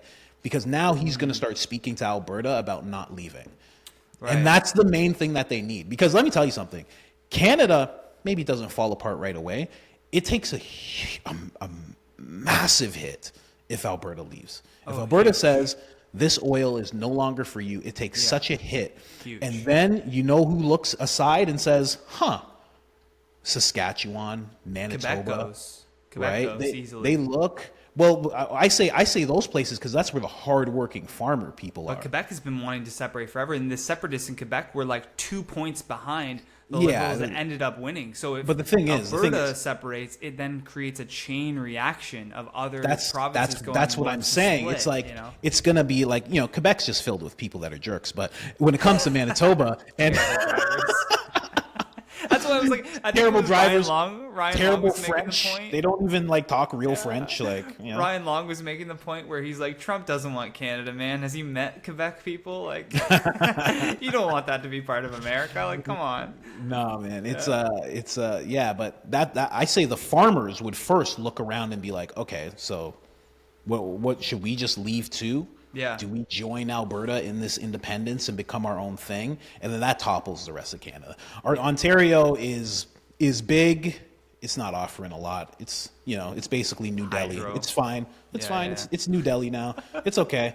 Have fun with that. I can't wait for New Delhi, Ontario, because you know how we name places after other places. Like you'll go to Paris, Ontario, London, Ontario. It's like there's so many places named after other places. I see. There's gonna be a New Delhi, Ontario, just super far north. That's the difference in Texas. Like they're thinking about naming one of the highways. I don't know if they should do the I-35 because it's considered very dangerous, but maybe they might. But they're gonna call that. They potentially want to call that President Trump Highway. That's how you do it. That's how you do it. You don't give it to the people who just got here. It's not going to be Jorge Highway. No. It's going to be President Trump Highway. Capitalism doesn't give a fuck, right? Capitalism doesn't see color. It just reads the analytics and then makes money off of it. So you'll go walking through Walmart and you could tell if it's a high population Indian era because if you're walking through the Walmart, you'll see like Magic Masala Doritos. And I'm like, who is this for? And I'm like, oh, it's for the people that live here now. Very similar in Texas, but even to more of an extreme. Like in the Freedom area, water. Well, there's that, but like where I live, in Austin, you go down the street and the grocery store it's just Spanish. Wow. Everything. The sign that's like a lit up sign, all Spanish. The sign on the thing, all Spanish. All Spanish people going in there. Like you go in, all Spanish. Like it's crazy. You go in, like, do you guys have Gatorade? And they're like, oh, sorry, no. Yeah, no. Yeah, no. It's exactly like that. And then you go down the street, and it's the same thing. There's like plazas that are like dedicated to it, It's very interesting to see. That's why me and my wife don't hang out in that place. We go to, and be honest, we go to the white places. We go to Leander, where it's nice and white. You get an Olive Garden. We go to a restaurant called The Grove, where they have gluten-free and dairy-free options. We go to places like that. But it's funny, at the Mexican grocery store, they're constantly having sales on lime and avocados because it's always about guacamole. 8 limes for $1. Yeah, it's always about guacamole. They have all the things that you need to make guacamole are on That's sale. That's their demographic, man. They know their bread and butter. Papayas are on sale. So we like that. We like that because we love some guacamole. Okay. Yeah, you need some chorizo. Yeah, you go pick up your chorizo and your. And then some tacos? of the taco places. It's crazy, like places that they could go anywhere else in the country and be the best taco place, and they're just like in front of a gas station. Hilarious. It's crazy. Just a stand in front of the gas station. Just a stand and some wooden things with some lights, and that's it. And they're just dishing it out. It's like the a 12-year-old best kid tacos. behind there. Yeah, the best tacos you ever I saw a meme that was like, when you walk into like an Asian restaurant and there's like a child behind the counter like taking orders and doing that food is gonna hit. That food's gonna be incredible. You Of see course. some like 10-year-old kid like taking down your order, cashing you out. Because that's survival right there. That's survival. Parents are in the back family-run business. Yeah. We need this rent. Dad's out back catching pigeons for the General Tao. People don't realize pigeons were brought to North America to eat. Of course. They didn't think there was going to be food here, so they brought a bunch of pigeons with them. But that was, and now it's in your lo mein.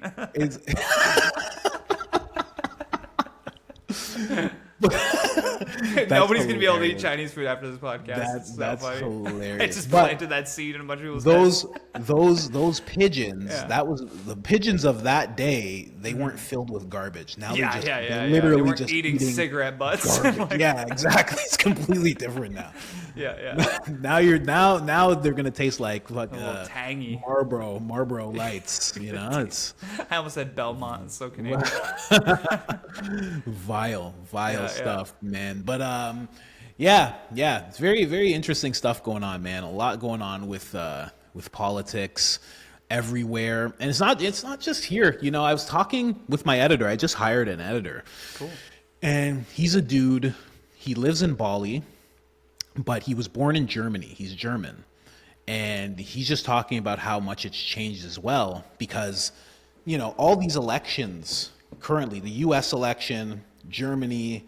I think there's a couple other places, and then Canada.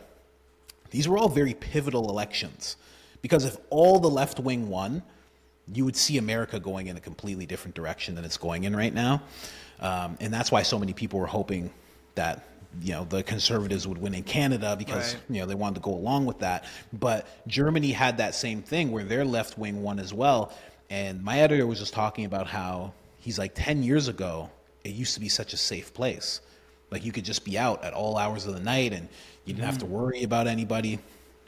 And like now he's like, you have to really think about someone possibly stabbing you, and like you don't want to be out at night. And, so much so that he's in Bali now and he feels safer, Wow. And it's just like, wow, the way things can change, the way that, but the thing I bring up is, what I was saying to him, I'm like, it's not a coincidence in my mind. It's not a coincidence that all these left wing and, again, when it comes to Democrats, the liberals in Canada, I'm sure there's some good ones, but every group gets co-opted.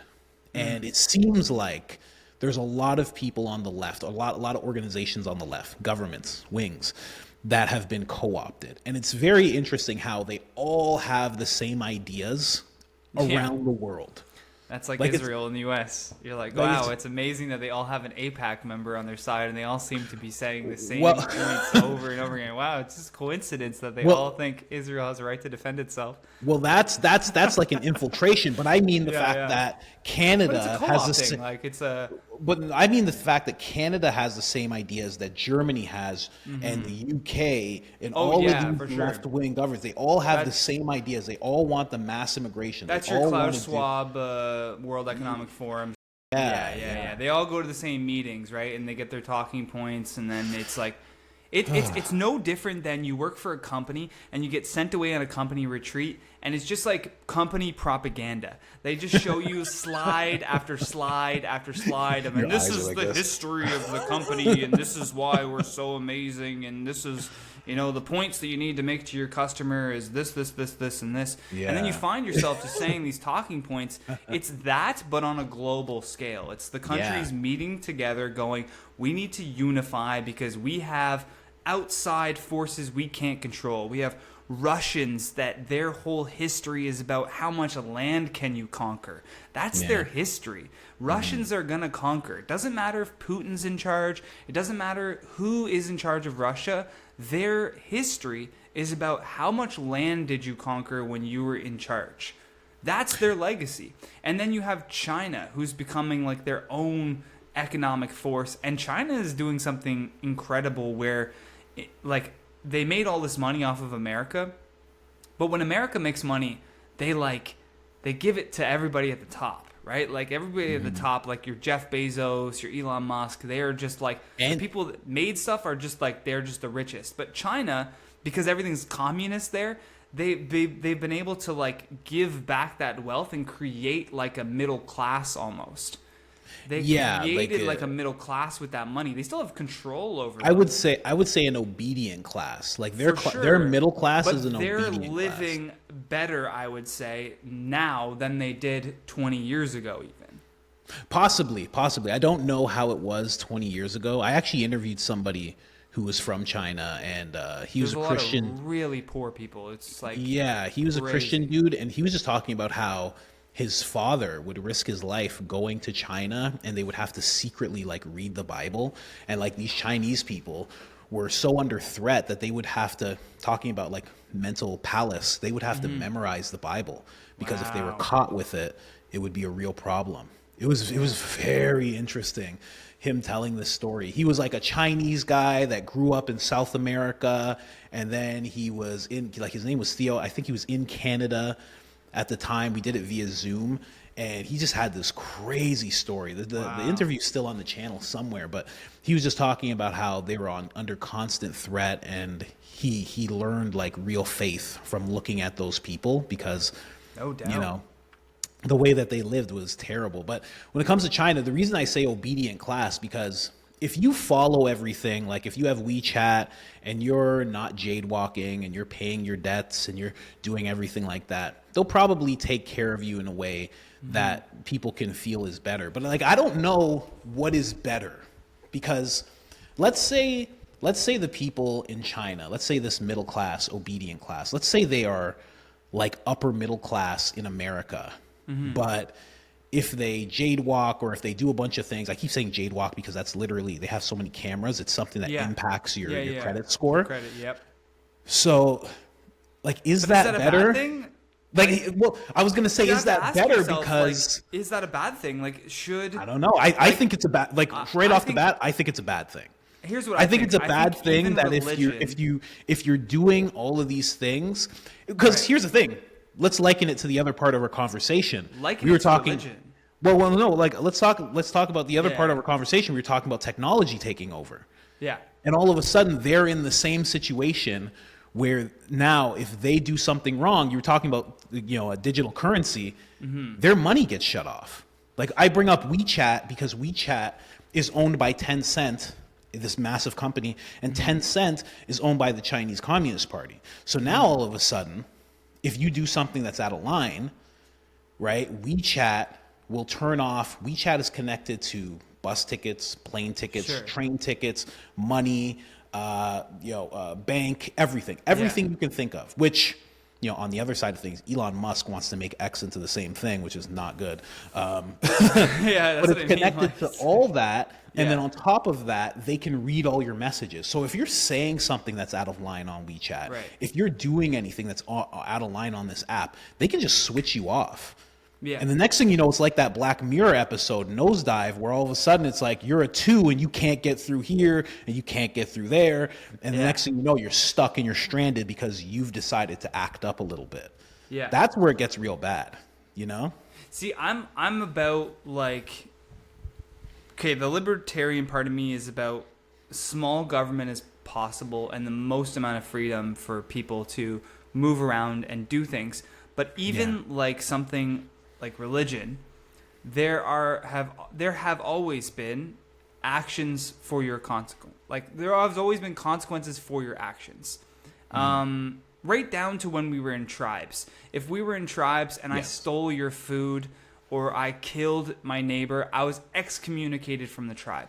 Therefore, I no longer had safety in numbers. I no longer had the tools that I could share with other people. I didn't have food and berries being picked for me. I now had to go out on my own and do that and figure that out myself. You know, that's why stand-up is so nerve-wracking for people. Because they don't want to be excommunicated. When you were excommunicated, you had to stand in front of everybody. Oh, and really? That's why in our minds, it's like being in front of a crowd and having to speak is like so terrifying. Yeah. Because we still have that part of us built up. Because it's like defending yourself in a way. Yeah. Right? Like, here's my point of view. Here's why I did that. It's everybody versus you, you know? When it comes to like what China's doing, where they're implementing you have two different worlds going on right now. You have like America, where you have like the freedom of speech. You can say whatever you want and nothing's going to happen to you to an extent, right? To an extent. You had people like that were in the country with student visas and they were talking up against what was happening overseas. They got deported because that's what they decided. So freedom of speech for people that are citizens. And then you have in China where it's like, we're about humanity, where we think it's wrong if someone crosses the street. Let's say they cross the street at the wrong spot because they're in a hurry. Yeah. To them it seems like the most convenient thing, but now they've disrupted traffic or they've put themselves or other people in danger. So to prevent that from happening, we're going to put the threat of lowering your credit score. Something very minimal to an extent, right? Like it definitely starts as that way where you're like, okay, whatever, my credit score drops a point. I can't get a new car for a month until I bring it back up, right? Yeah. There's at least the ability to bring it back up. So I understand that. But then, like, absolute power corrupts absolutely. Somebody else can just get in charge. That's already there. It's the same thing that happened with the Emergencies Act and why everybody was so against the Emergencies Act being put in place because it just laid the groundwork for the next person to come in and do whatever they want. It's like the Patriot Act in Canada, in America. It's like Obama's like, well, we're never going to use it to this extent, but it's like, what about the next guy and the next guy and the next guy? Yeah, exactly. So that's the part where I'm kind of like, I don't know. You just have to like see how these things work out in their own places. I would love to know what it's really like for people there because a lot of people have voiced that it's terrible, right? Like a lot of people, But you'll always see that, right? Like BC has this large YouTube comments is the perfect example of that. China, you're always going to see the worst comments. You're not going to see the good comments because people will just watch something and then they move on, right? There might be somebody in China that loves their life there. Well, I mean, maybe if they don't know anything different, right? Hold on. That's what I mean, right? So if somebody leaves and they come to America, which happens a lot, even Canada, I was going to say BC has a large Chinese population. A lot of them will tell you, oh, no, that's not the place to be. There's more freedom here. I can do more here. They're not involved in my life over here. You're speaking towards libertarian. They're thinking the same thing. The government is involved in every single thing that I do. It's way too much. Here, there's way more freedom. They're saying that in Canada. And then all of a sudden you think about the ones that are in America. They're like, no, this is the place. Like there are many Chinese people, Hong Kong as well, which same place, of course. But there's a lot of them that will say, and I've said this too, that America is the last stand. Because they know what it morphs into. Because it's like, the jade walking thing could be bad or it could be minimal, right? But it's like it just grows and grows and grows and grows. And then it becomes you say something, you do something, you wrote something, you wrote it, but then you deleted it. We know you're really thinking that. It really trends too much on a 1984 type of world. And once you're getting into that range, that's not a good thing. There may be people that are happy. When I was doing Uber Eats, I was happy, Like you could be happy with bad circumstances. Sure. You know, like I used to be in a terrible place even before Uber Eats and before I was working in film and television and everything. I was in a terrible place, but I would still be happy hanging out with my friends and everything. I was really poor as a kid. I was still happy. But once you learn that there's better ways of living, once like you learn, North Korea is a perfect example. Yeah, exactly. It's like, but I think even people in North Korea knows it sucks, and they don't know anything else, but they know that sucks. Well, if they're also taught that the rest of the world's like that. And a lot of people in China probably thought the same thing. Then they come over to America and they go, "Oh, this is actually way better." And I was being lied to, and I don't want to go back. And I have family, and I want them to come over because I don't want to go back. You know, so it's like. Again, going back to the premise of this part of the conversation, is it a bad thing? I think it's a bad thing. I think because of where it gets to. I think, you know, you want to talk about like China just making money and being able to do things with that money. Like that's the whole thing that people hated Justin Trudeau for, because he's like, I admire the way their economy works. It's like, but like this is like a monstrous type of thing that you're admiring. It turns really bad for a lot of people. You want to be in a place that's free. The people where I saw it work for them was I was talking to this one guy, and he said, my family owned a house in China, and they were it was like a 4-bedroom house, and the developers came and they said, we're going to build new condominiums in this area. We're going to redo this whole area, because when the government wants to do something, they're just going to come in and do it. So they came to each of the homeowners. And they said, we're going to build a condominium where your house is. We're going to completely demolish it. But we're going to give you a unit for every bedroom that you had in your house. And this whole area, we're going to build it up with shops and schools and make it like an affluent area to live in. So now, solid. Yeah. So they get set up really well, right? They build this condo and they get 4 units in the condo. They live in one of them. They start renting out the other units that are in this condominium, making this passive income now. And then eventually, after a few years, the area is so built up that they can now sell each of these properties for like close to $1 million, like individually. $1 million, you know, in won or whatever whatever their stuff is. Whatever their currency is. Good amount of money. But what happened was so many like Chinese citizens became like millionaires overnight. And so that's why you had this influx of Chinese immigrants to places like BC, to even into Ontario, where you have these like 17, 18-year-old kids like coming into car dealerships being like, yeah, can I buy this $300,000 car? And they don't even have a driver's license, but they have the money. So they're buying all these like crazy vehicles. And the other thing too was there's now these car graveyards because what happened was in Canada and in North America in general, we will hold on to a car. We'll have a car for 10 years, 15 years, 20 years. We'll just keep fixing it and moving it on because we think it's wasteful to just like get rid of a car after a couple of years, get a new car, get rid of that car, get a new car. Only like the ultra rich do that sort of thing, they do that with everything in their life. You know, they take a bite out of a sandwich and they don't like it, so they throw the whole sandwich in the garbage instead of being like, I'll give this to somebody. So in China though, they haven't. None of them had cars. They might have like gotten one car that they held on to for a little bit, but now they were in this place economically where they can just get a car and get rid of it, get a car and get rid of it. So now you have this sort of junkyard of vehicles piling up in a certain area because they're just not used to this new wealth that they have. They're figuring this abundance that they have in their life. They haven't figured out that you could just hold on to things. But even as you're like telling this story, right? You're saying like this is a good thing that happened with the condos, but then where did they decide to go? Like that's the indicator. That's what I mean. Like that's the indicator of what is good and what is not. Because there's a lot of people, and it goes back and forth. You know, I can't blanket statement it, but there's a lot of people in America who understand how great it is to be in America and they stay. This is, you know, immigrants and people born on the soil. both understand that this is the place to be in terms of opportunity, building business, whether it's comedy, whether it's entertainment, whatever it is, this is the place to be. You want to be here. You want things to flourish from here. This is where you're going to have the greatest likelihood of becoming a millionaire.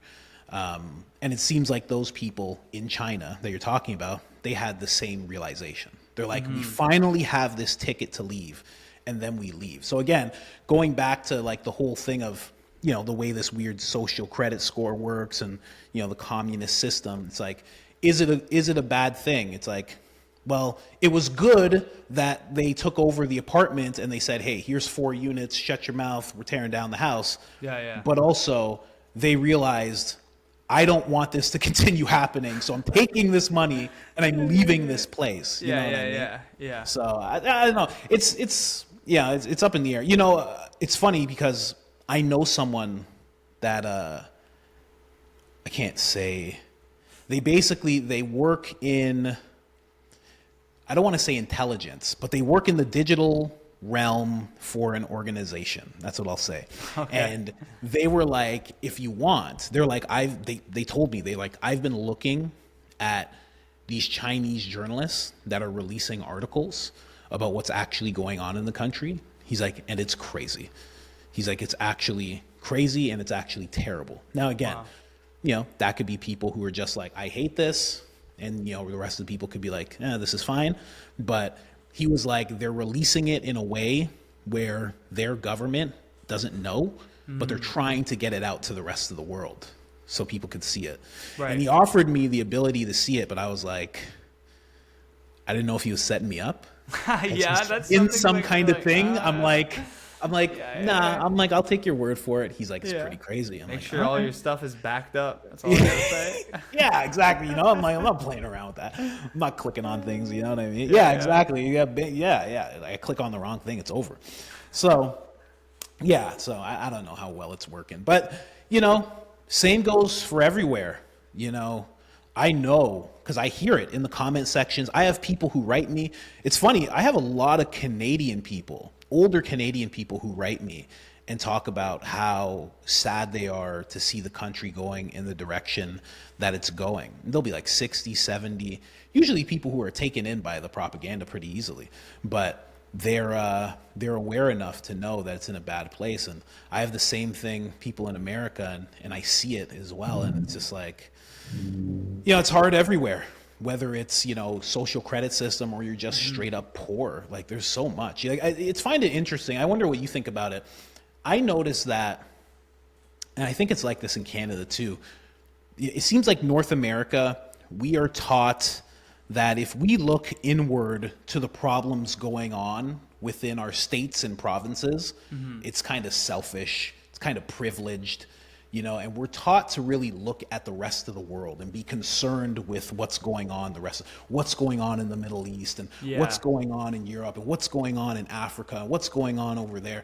We seem so positioned to worry about those other places instead of worrying about the places where we're actually, you know, planting our feet. You know, you ever notice that? Do you notice that at all? For sure. There's definitely like a distraction to the angle of the news. Like there's the narrative to the news that it wants you to focus on, like, hey, look at these fun, happy stories from your local, like, you know, there was just like a puppy parade downtown today and all the firefighters were there and, you know, they donated to this homeless shelter and then in the Middle East, bloodshed and like blah, blah, blah. And it almost makes you scared.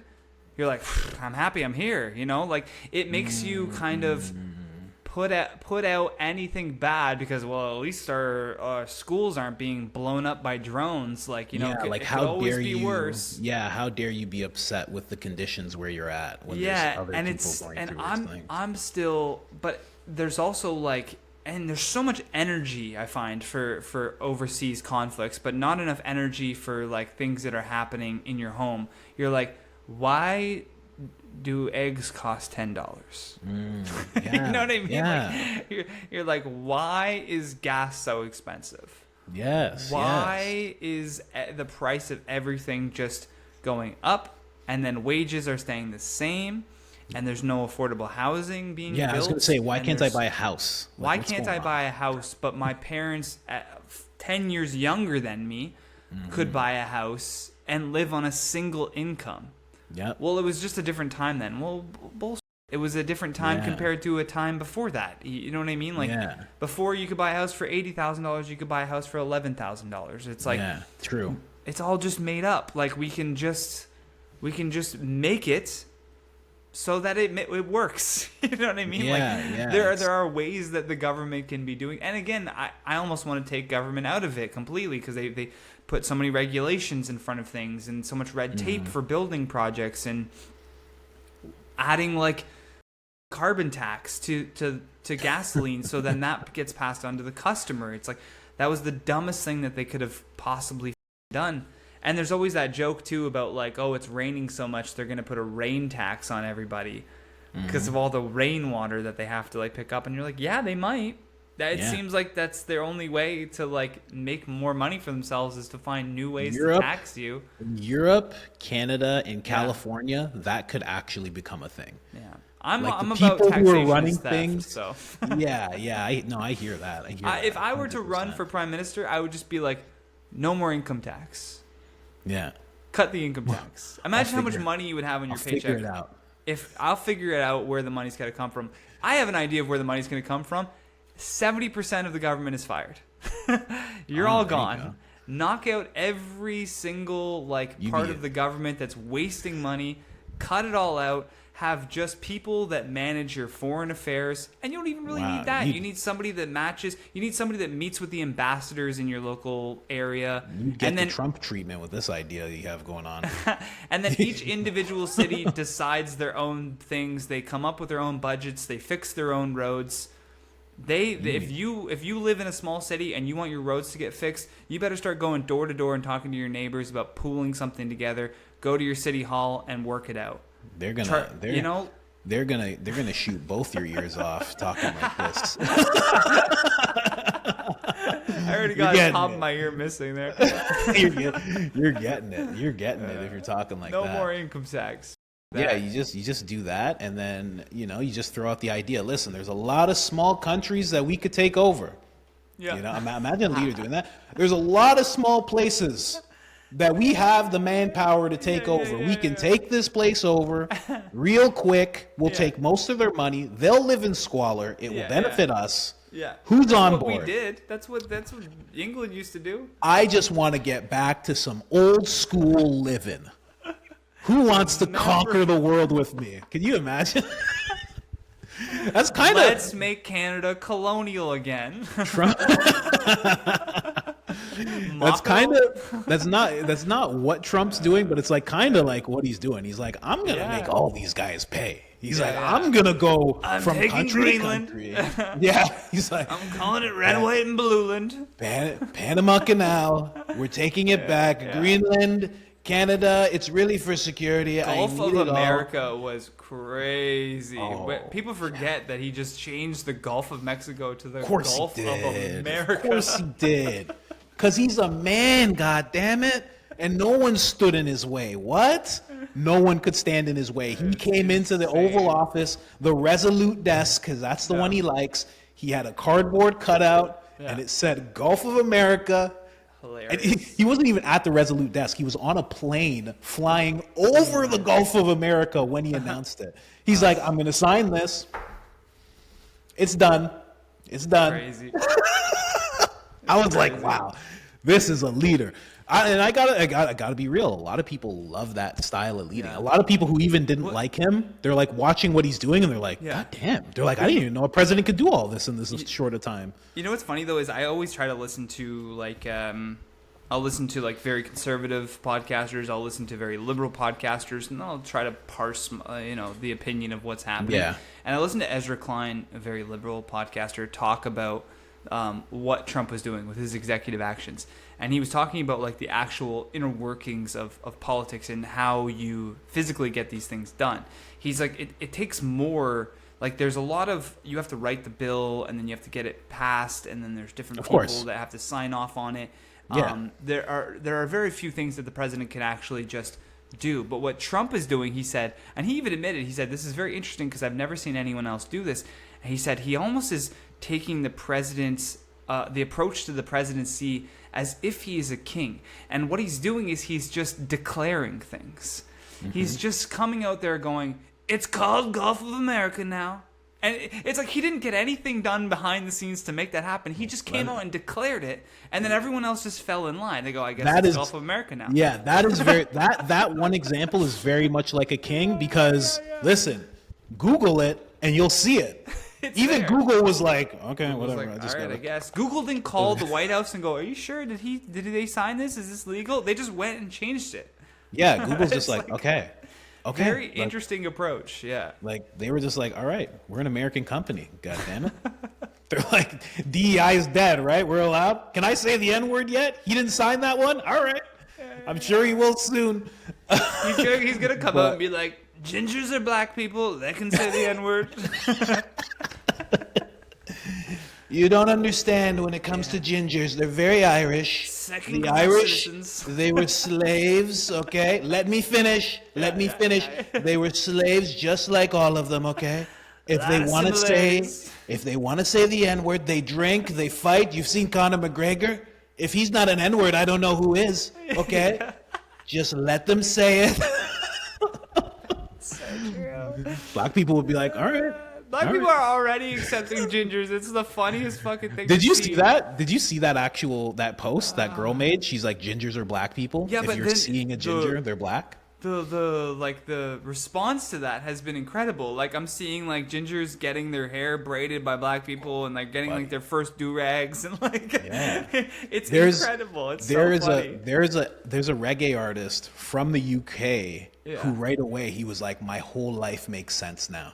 Because he's like literally like one of the top reggae artists in Jamaica. He's from the UK. He's a ginger dude. He's like, everything makes sense. Funny. He's like, this all makes sense now. He's like, I 100% support this. Yeah, and I always laugh too. Like my girlfriend's Caribbean, and so I always laugh that like, and I have a bit of Irish in me, and I always laugh that like Irish and Caribbean are just like the exact same accent. Like Jamaican and Irish is the exact same accent. I've told people. It's the same accent, but it's like in the Jamaican like you know how people back of the throat, like, you know how Jamaican people, or sorry, you know how Nigerian people talk. They say, "Hey, hello, how are you? What's going on?" So it's like if you take Irish and you take that African accent, that's very much where Jamaicans are at. Right. That's what it is. Because even some things you'll hear Conor McGregor, he'd be like, "I don't know what he was thinking when he said this to me," and you're like, "Oh, that's weird." Was he vacationing in Jamaica recently? Literally, it's so funny. But no, yeah, my name is very Irish. My background, my father's background is Jamaican, and but it's also Cuban. His parents were Cuban, so I don't know. The history is that like when England was like taking over Ireland, there was a lot of like Irish criminals and whatnot, well, people that they call criminals or terrorists.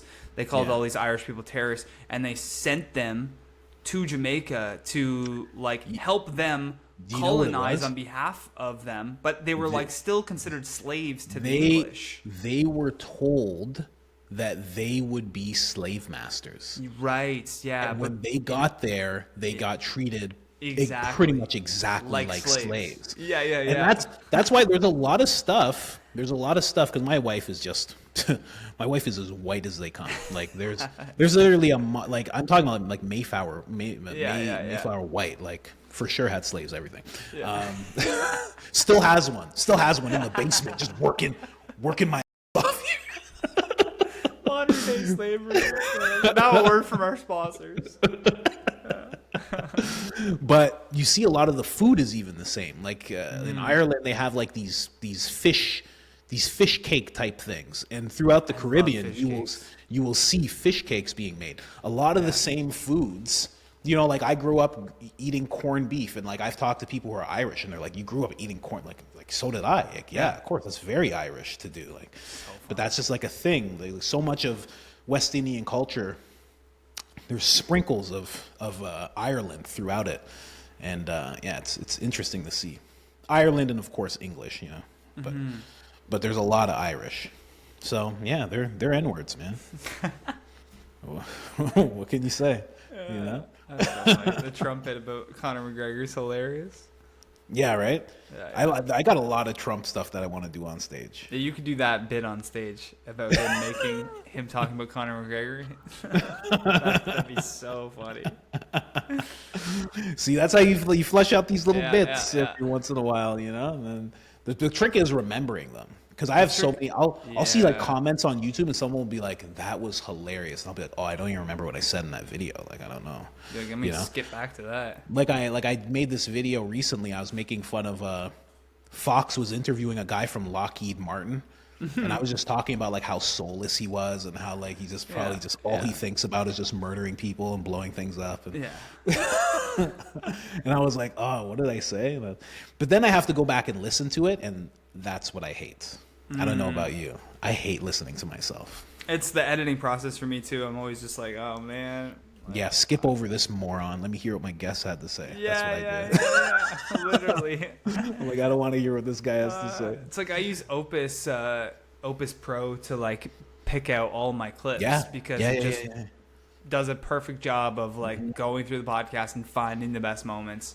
And it saves me the time of painfully having to see how many times I say like or how many times I whatever, you know? You know, Riverside will take all that out if you wanted to. They have a thing where it's like filler words, and they'll take out all the filler words. Yeah, it's pretty good. I mean, this is my first time using it. I'm pretty happy with it. Yeah, I might try it just for my my news stuff. It's not as expensive as StreamYard. StreamYard, I think it's like $120 or something like that a month. Well, so I'm probably going to stop paying for that, but I'm going to start paying. But this one's like, I think it's like $50 a month, you know? If you're actively using it, it's worth it, you know? Yeah. Yeah, that's the key, right? If you're actively using it. But this is coming from someone who's going to like, I'm going to pay for the Google membership so I can have access to everything, and it's like $250 a month. Like, I'm getting it. I'm getting it.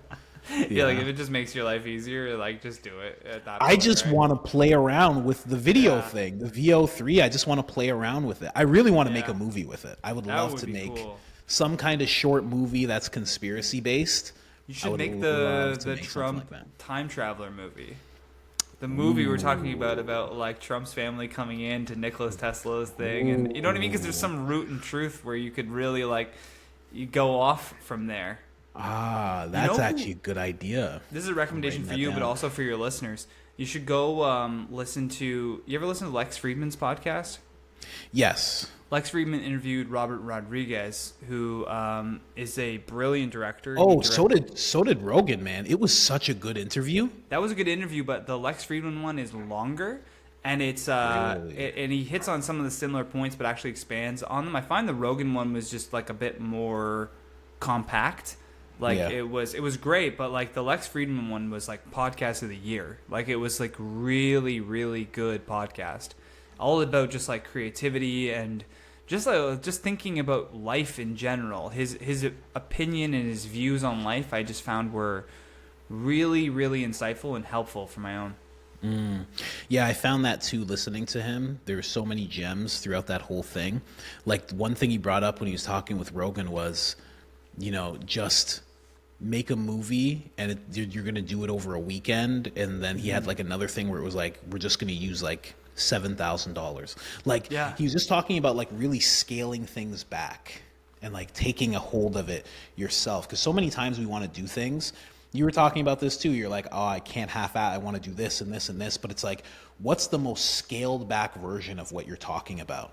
And then do that. And then one thing that he brought up, maybe he brought it up with Lex Friedman as well. He talked about just committing to a body of work. Yes, yeah, that was what he said. And not focusing on, you know, making it amazing and this and that, but just making a body of work. Because he was talking about how I think 4 Rooms was like a flop.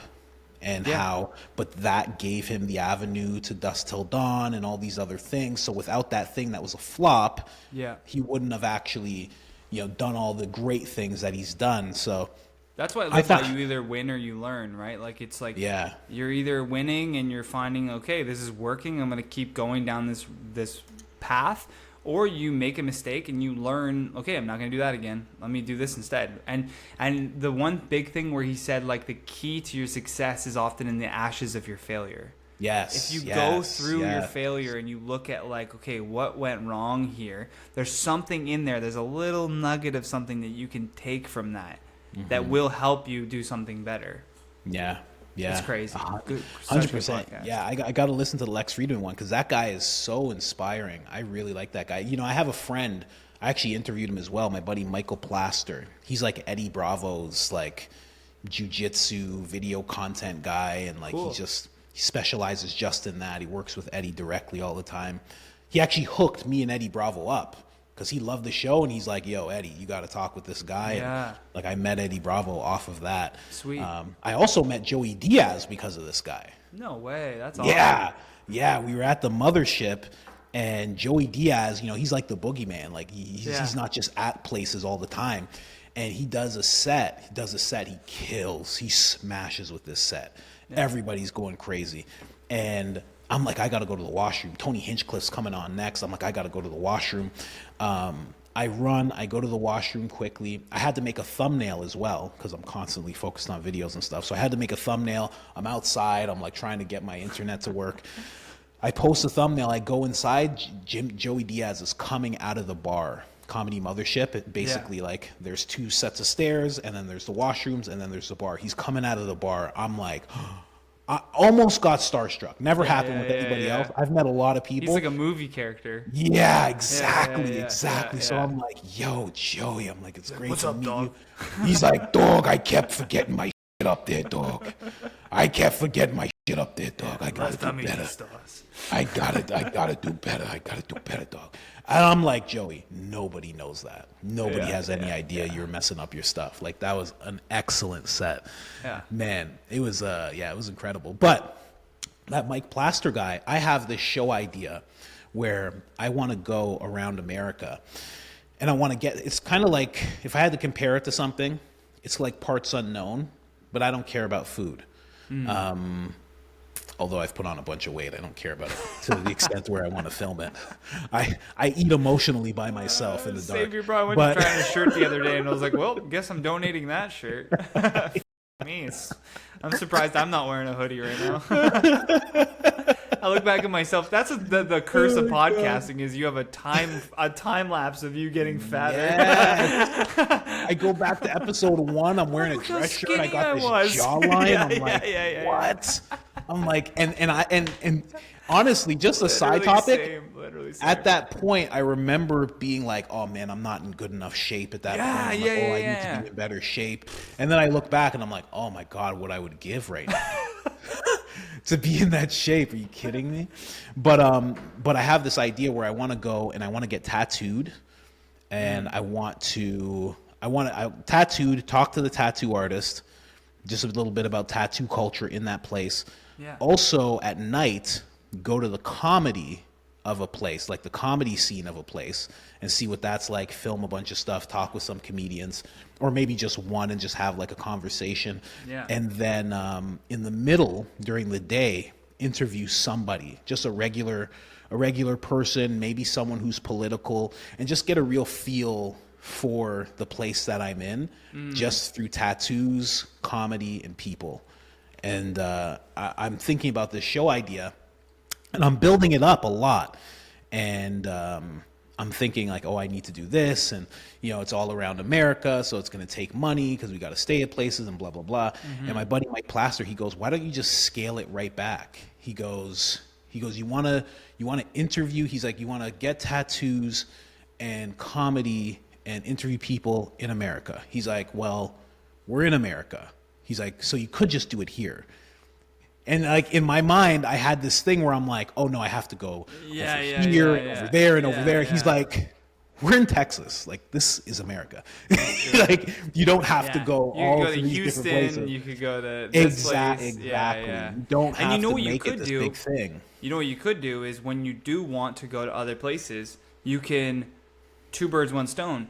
You can pay for all of your expenses by selling tickets to a show where you are going to interview someone at the show. Wow. You're going to interview a comedian. You're gonna first you're gonna interview a comedian. Then you're gonna interview like a political person, and then at the end of it, you're gonna get a tattoo to remember your time there. Thanks everybody. Good night. All in one big show. That's the show. Tattoo artist is gonna come out on stage, tattoo you right there while you're talking the show. So what do you guys like about the show? As it's like bzzz, getting done, you know what I mean? You're talking to the tattoo artist. People are like, "Oh, he's gonna get the tattoo now." You know? Wow, that's do it, and then the crazy. tickets that you sell to that show, you film the show too, so it goes online, and you're making online revenue from whatever Patreon or something.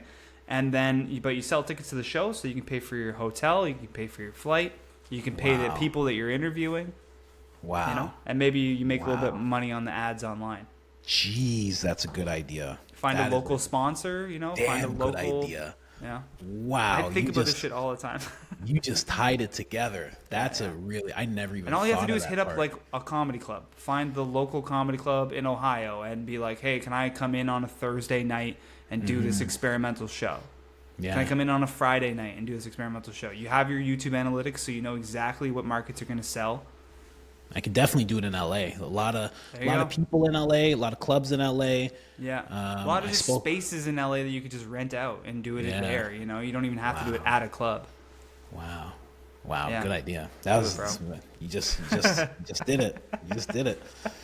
You just did it, man. You're like, I'm gonna have to take this whole part of the podcast. But I'm gonna this is that's the perfect thing. But with you, what else do you have going on? Because I remember one message you sent. You were talking about a channel that you were trying to promote. Was it like trivia or something? You said.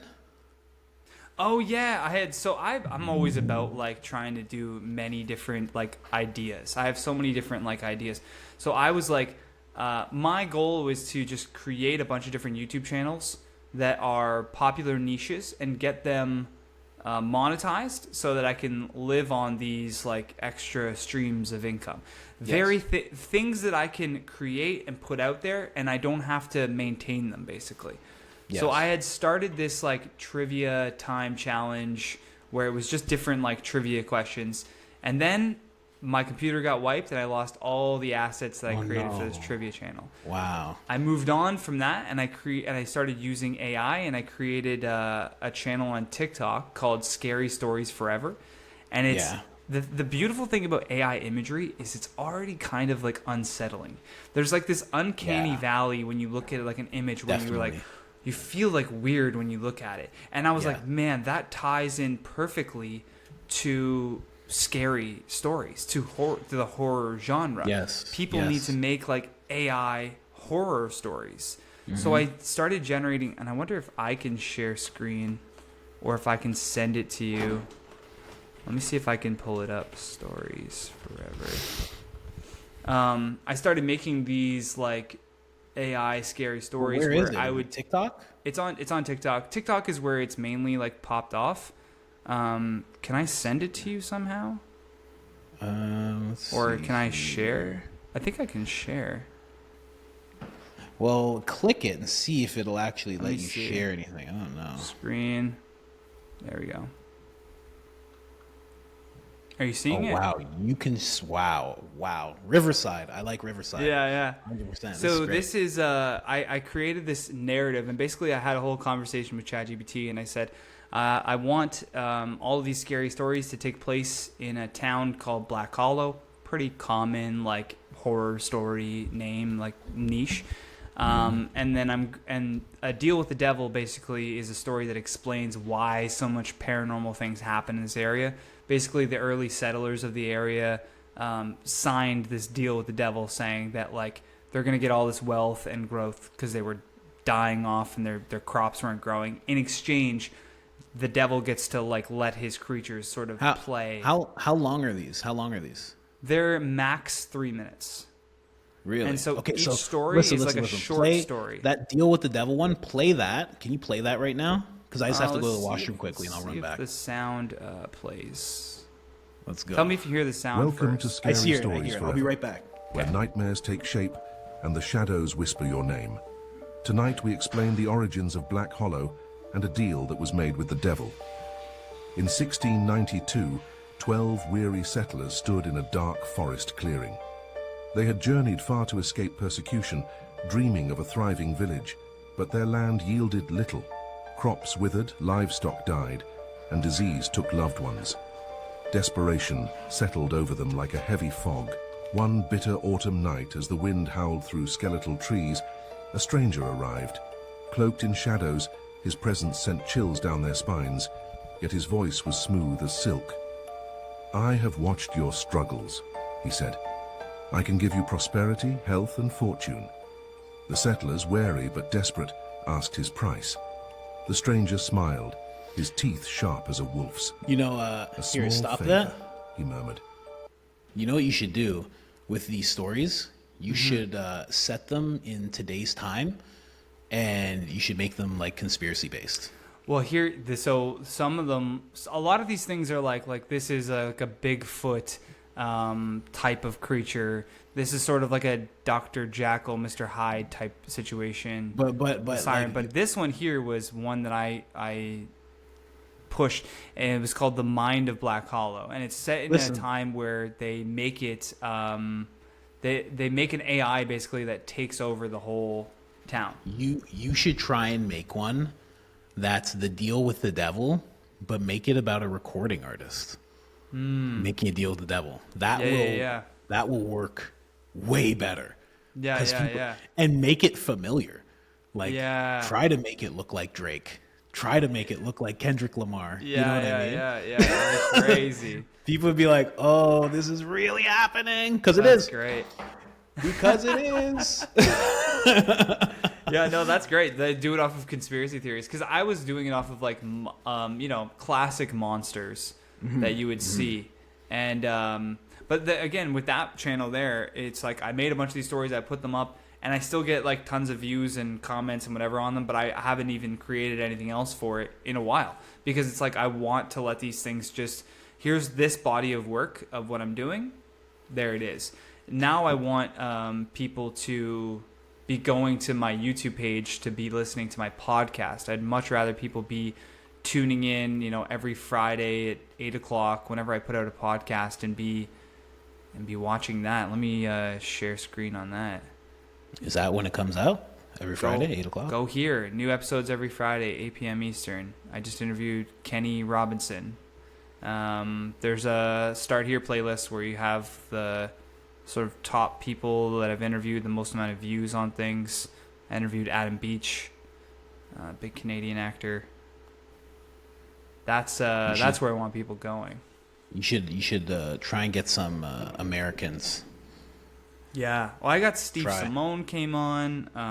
Christine Evans, who's part of like Skankfest. You should go for people who are like low level Kill Tony types. I had British John on. Jared. A lot of people want to hear the Kill Tony guys talk about stuff like outside Kill Tony. Like that would be really good. You know who surprised me in regards to like comedy? Have you ever watched Kill Tony? You ever seen Cam Patterson? Cam Patterson, I've seen like clips of him. The black guy. Yeah, so he's like always funny. like really wild on Kill Tony, but when he was doing his stand up, he like talking about like letting silence sit and everything like that. He told such a good it was a story about like his dad finding out his sister was gay, and the way he told this story and the punchlines that came out of nowhere, it was so surprising, because I thought it was just going to be like what I would call like Southern black like slapstick comedy, like BET Comic View type stuff from back in the day. But he was really good. He was one of the best on that night. And that's like Joe Rogan was on that night, Joey Diaz, Tony Hinchcliffe. He was right up there with them. He did excellent when he was on stage. You know who else from Kill Tony who's been like, I just became like a really big fan of, is Ari Maddie. Ari Maddie is a killer. He's so funny. I listened to him on Bert's podcast, Bert Kreischer's podcast. And He's really funny. Fucking funny, man. He was making fun of Elon Musk. It was hilarious. He's like, and everything. I'm autistic. And he starts doing the salute. He's like, oh, it's fine. Oh, I'm autistic. He's like, get out of here. Yeah, he's so funny, dude. Or somebody asked him, I think it was one of his bits, and he's like, Like somebody asked him if he'd ever had something. He's like, no. He's like, I come from a communist place, so we were worried about the children not getting eaten. Yeah. Like just like weird stuff like that. I'm like, what the hell? He's like really, really funny. Yeah. Really good guy. But I was gonna ask you something about resistance. We went for so long, I didn't even realize. Yeah. What time is it? Went for so long. I'm gonna have to watch my baby at a certain point. My wife has a nail appointment. We've been going for 3 hours, but we've been recording for 2.5. Yeah, exactly. But I was gonna ask you. I've been reading this book, right? I'm not that far in it, right? Oh, but I had a question read for that you, book. I love it. right? So in this, Stephen Pressfield, I believe that's who wrote it, right? Stephen Pressfield, a War of Art. He talks about resistance. He talks about like letting it be a compass, right? To navigate. He even says we can navigate by resistance, letting it guide us to that calling or action that we must follow before all others. Rule of thumb, the most important call or action to our soul's evolution, the more resistance we feel towards pursuing it. So my question to you is, what right now are you resisting so much that you should probably be moving towards? What am I resisting that I should be moving towards? And keep in mind, like the book says, resistance comes from within us. It makes up all sorts of excuses of why we can't do certain things. Probably going to the gym. Going to the gym? I really have been neglecting that, and then in the back of my head, I know it's something that I should be doing and that it's good for me. And as much as I tell myself that, I still find it very difficult to find the motivation to make me leave my house and go there and do it. I think even if I had workout stuff here, I still would find the resistance because, as you know, with video editing, there's always something you could edit. It's never going to end. The online space, it never ends. There's not an end to it. There's not like a completion of a project. It's constantly ongoing. So it's very easy to give yourself the excuse of like, yeah, but if I go spend 2 hours doing that, I'm taking away time that I could be spent doing this. And then I'm going to fall behind on the work that I need to do because I was, at the gym. Not really appreciating that, well, maybe being at the gym is going to make you think clearer about the thing that you have to do, Yeah. You kind of think of it as taking away without thinking of what the benefits are going to be from doing that other thing. True. Yeah. True. To that, I would ask, what's what your testosterone level's at? No idea. Oh, bro. I live in Canada, bro. I don't have a doctor. Bro, I mean, no one has a doctor. Yeah, I've heard. There's no stories. doctors. I've heard. You got to so go to many a walk-in stories. clinic and wait 12 hours. Yeah. I checked mine and I got it in check. So Yeah. you should get it in check. Yeah. I can't take testosterone therapy because I still want to have kids, and it shuts off Oh, really? Yeah, I guess yeah, it starts. Your testosterone stops producing it if you start injecting it, right? Yeah, exactly. So I couldn't do that, but I was able to take something else that boosts your testosterone, but also, exercise does that too. You know what I mean? Just Well, literally that's the thing. exercising, getting good sleep. Well, the thing is, testosterone's linked to so much more. It's linked to your drive. If you don't want to do stuff, it's linked to your drive, not just in working out, but also getting things done, having more discipline. It's linked to a bunch of stuff. I find I don't have a problem getting things done. It's just the gym. Just the gym. It's just everything else in my life. I can get it done. If I have clients emailing me about can you do this, can you do that, I do it immediately. I'm about the saying it's called touch it once. So if you think about doing something, you should just do it right then. Don't go, I'm going to do it later though. Because you put it off, you're not going to do it. You're going to forget about it. So if I think of doing something, I just do it. I just stop whatever I'm doing and I do that. With the gym. Yeah, I should. As soon as I think about going to the gym, I should just get up and go to the gym. I'm going to leave this podcast right now. You should get Go on. work You should out. get on some stuff, man. I'm jacked. I just I get can't on wait till gear. when I'm done having kids. Oh, I'm pumping testosterone into my body. You kidding me? You're I'm just gonna have on my Mexican supplements. Bro, Joe Rogan, he's the one. I'm just following him. I'm like, what? He's 58 in a month or two. I'm like, okay, he's looking good. He's on testosterone. He's surviving. I'm like, okay, all right. He's still alive. We'll see what he makes it till. You know? He was around my age when he first got on it too. So I'm thinking about it. But we got to have kids first. We only got one. We're supposed to have like 3 more. And then you're going to see me fucking no shirt on doing my podcast. Just flexing all the time. Yeah. You're just only wearing tank tops. I turn into one of the Hodge twins. Yeah. In today's podcast, what's going on, y'all? Yeah. Just flexing the whole time, just with a dumbbell, just like so this funny. The whole time. Yeah, you're just working on your grip strength the whole time, just doing those things. Yeah. Oh man. So what else, man? What else you got going on that you're promoting? I would say the podcast is the main thing. I want people to go listen to the podcast, go subscribe on YouTube. I'm putting like so much effort and work into those things that I really just want people to tune in and listen to these guests and listen to the different. Go follow on Instagram at the Johnny Rogers and watch the clips that I post on there.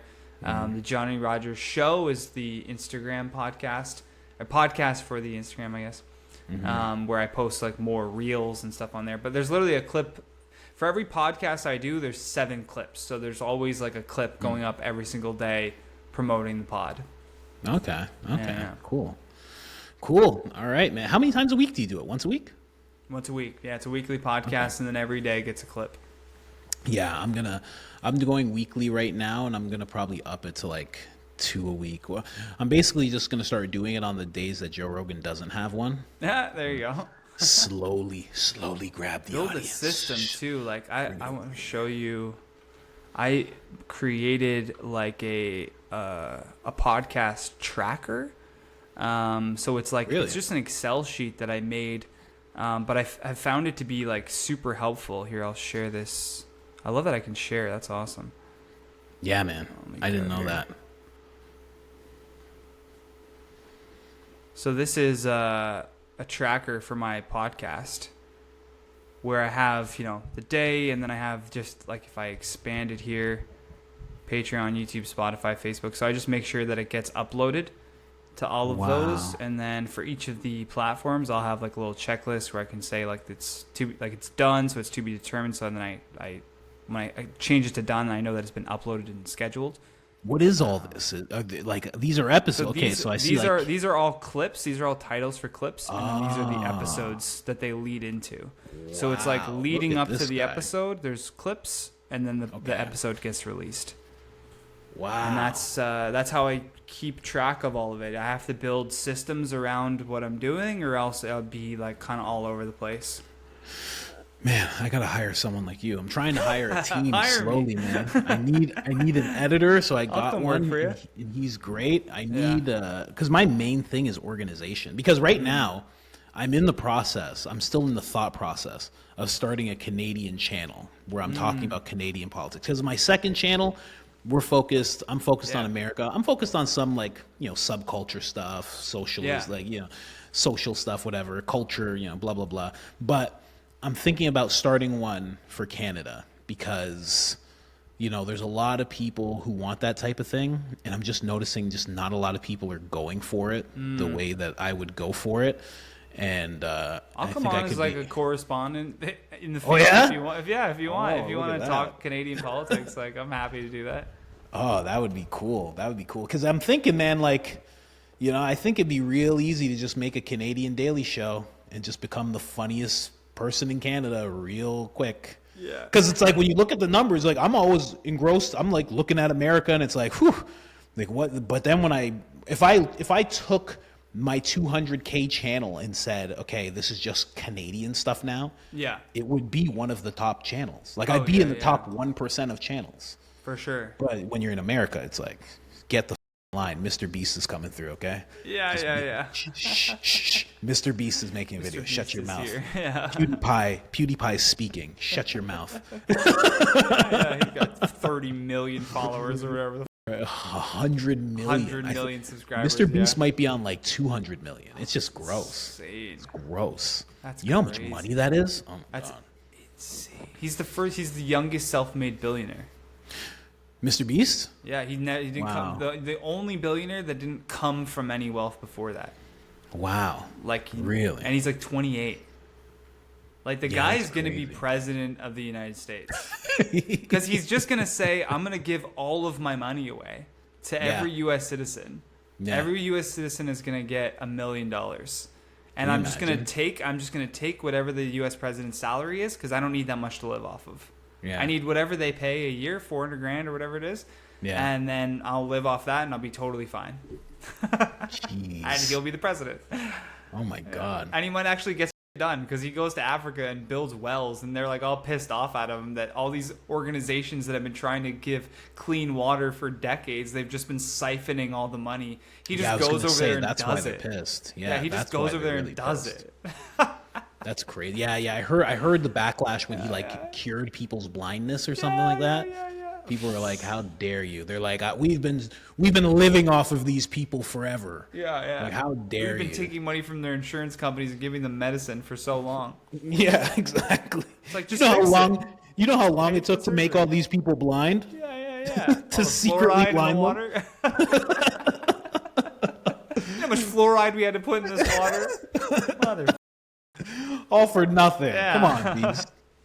All because of imagine though you're some oligarch, like Illuminati, government control, like you've got the CIA in your pocket, and you're like you're not even on the wealthiest people list. You're this like billionaire like oil person, and then you're like you start this like scheme of this like charity that you can get like you can basically use as like a laundry machine for your money that's illegal, or you just put it into it and you get no taxes or whatever. And then this YouTuber comes out of nowhere and just your whole game up. Right. Just comes in and just starts giving everybody stuff, and he's like, mother. Yeah. I think Doug Stanhope had a bit about like imagine being a serial killer in like the 70s, and like you killed all these people and you get away with it, and then some TikToker just makes like a TikTok about you. And you like get caught and you have to go to prison now. It's because this TikToker out of nowhere started sleuthing online. Solve it so quickly. But I think Mr. Beast is a part of that whole thing. I think he's an op. because his management company is like it's like tied to Disney or owned by Disney. Oh yeah. So it's like this weird thing where it's like Imagine he was a psyop this whole time. Whole time he could be AI this whole time. Yeah, he's not even real. AI. And just, Bill Gates puts on a Mr. Beast mask, like one of those high-tech latex masks, and just impersonates him everywhere he goes. Have you seen those? No, I've seen them. They're crazy. People don't realize how good they look now. It's uncanny. Yeah. How much they can. And that's not the mystery, but that's the theory behind Biden too. Oh, People are yeah. like, oh, it's just one of those masks. Sometimes, like they show pictures of him. But he's 109 years old, His so obviously skin's gonna be wrinkly in places. it looks a little masky, you know what I mean? But yeah, which is the perfect cover. Exactly. Yeah. You just never know. You never know, man. So funny. It's interesting. I always think when it comes to like the mysteries of the world, I think if we knew, oh my gosh, I just had a blackout. Are we still good? Hold on, you froze. Because of this, I should still be good. Riverside, you were doing so good. We'll see what just happened. If you can It's hear me, reconnecting, Colin, you're but frozen. it's still recording. Or is it still recording? Oh, I hope it's still recording. It's trying to reconnect. Let's see. Hopefully it works. If not, then we'll just end the episode here. But I feel like you're frozen. No, you're frozen. LOL. No internet connection. What just happened? Ugh. Recording continues normally for everyone else when participants' internet. Yo. Mirrored again. It mirrored me. It switched me up. It flipped you over. Flipped our sides too. Yeah, So exactly. funny. Oh man, I don't know if it restarted again. I am terrified right I now. know mine says 2 hours 52 seconds, so I think it's still continuing on my end. So 2 worst hours, case- 52 minutes? 52 minutes. Sorry, that's what I meant to say. Okay. 2 hours 52 minutes. So Okay. Worst case, I have to send you this video file, and you just have to clip that out wherever. Get your editor to remove that part of it. Yeah, exactly. All right. Well, but we can just do a close. We can even just wrap it up. Yeah. We're then that 3 way hours, just right? cut into it. Yeah. We did a ton of time. Yeah, exactly. All right, man. Thank you so much. Thank you so much for doing this. I really, really, really, really appreciate it, man. Hey, man, I appreciate it. It was really fun, and let's do it again. Let's do it again sometime. Most def. And hit me up if you want, if you need to hire someone to do some organizational stuff for you, we can always talk about that. Or even if you just want, a correspondent for, a Canada-type news show, happy to do that, too. Just be cool to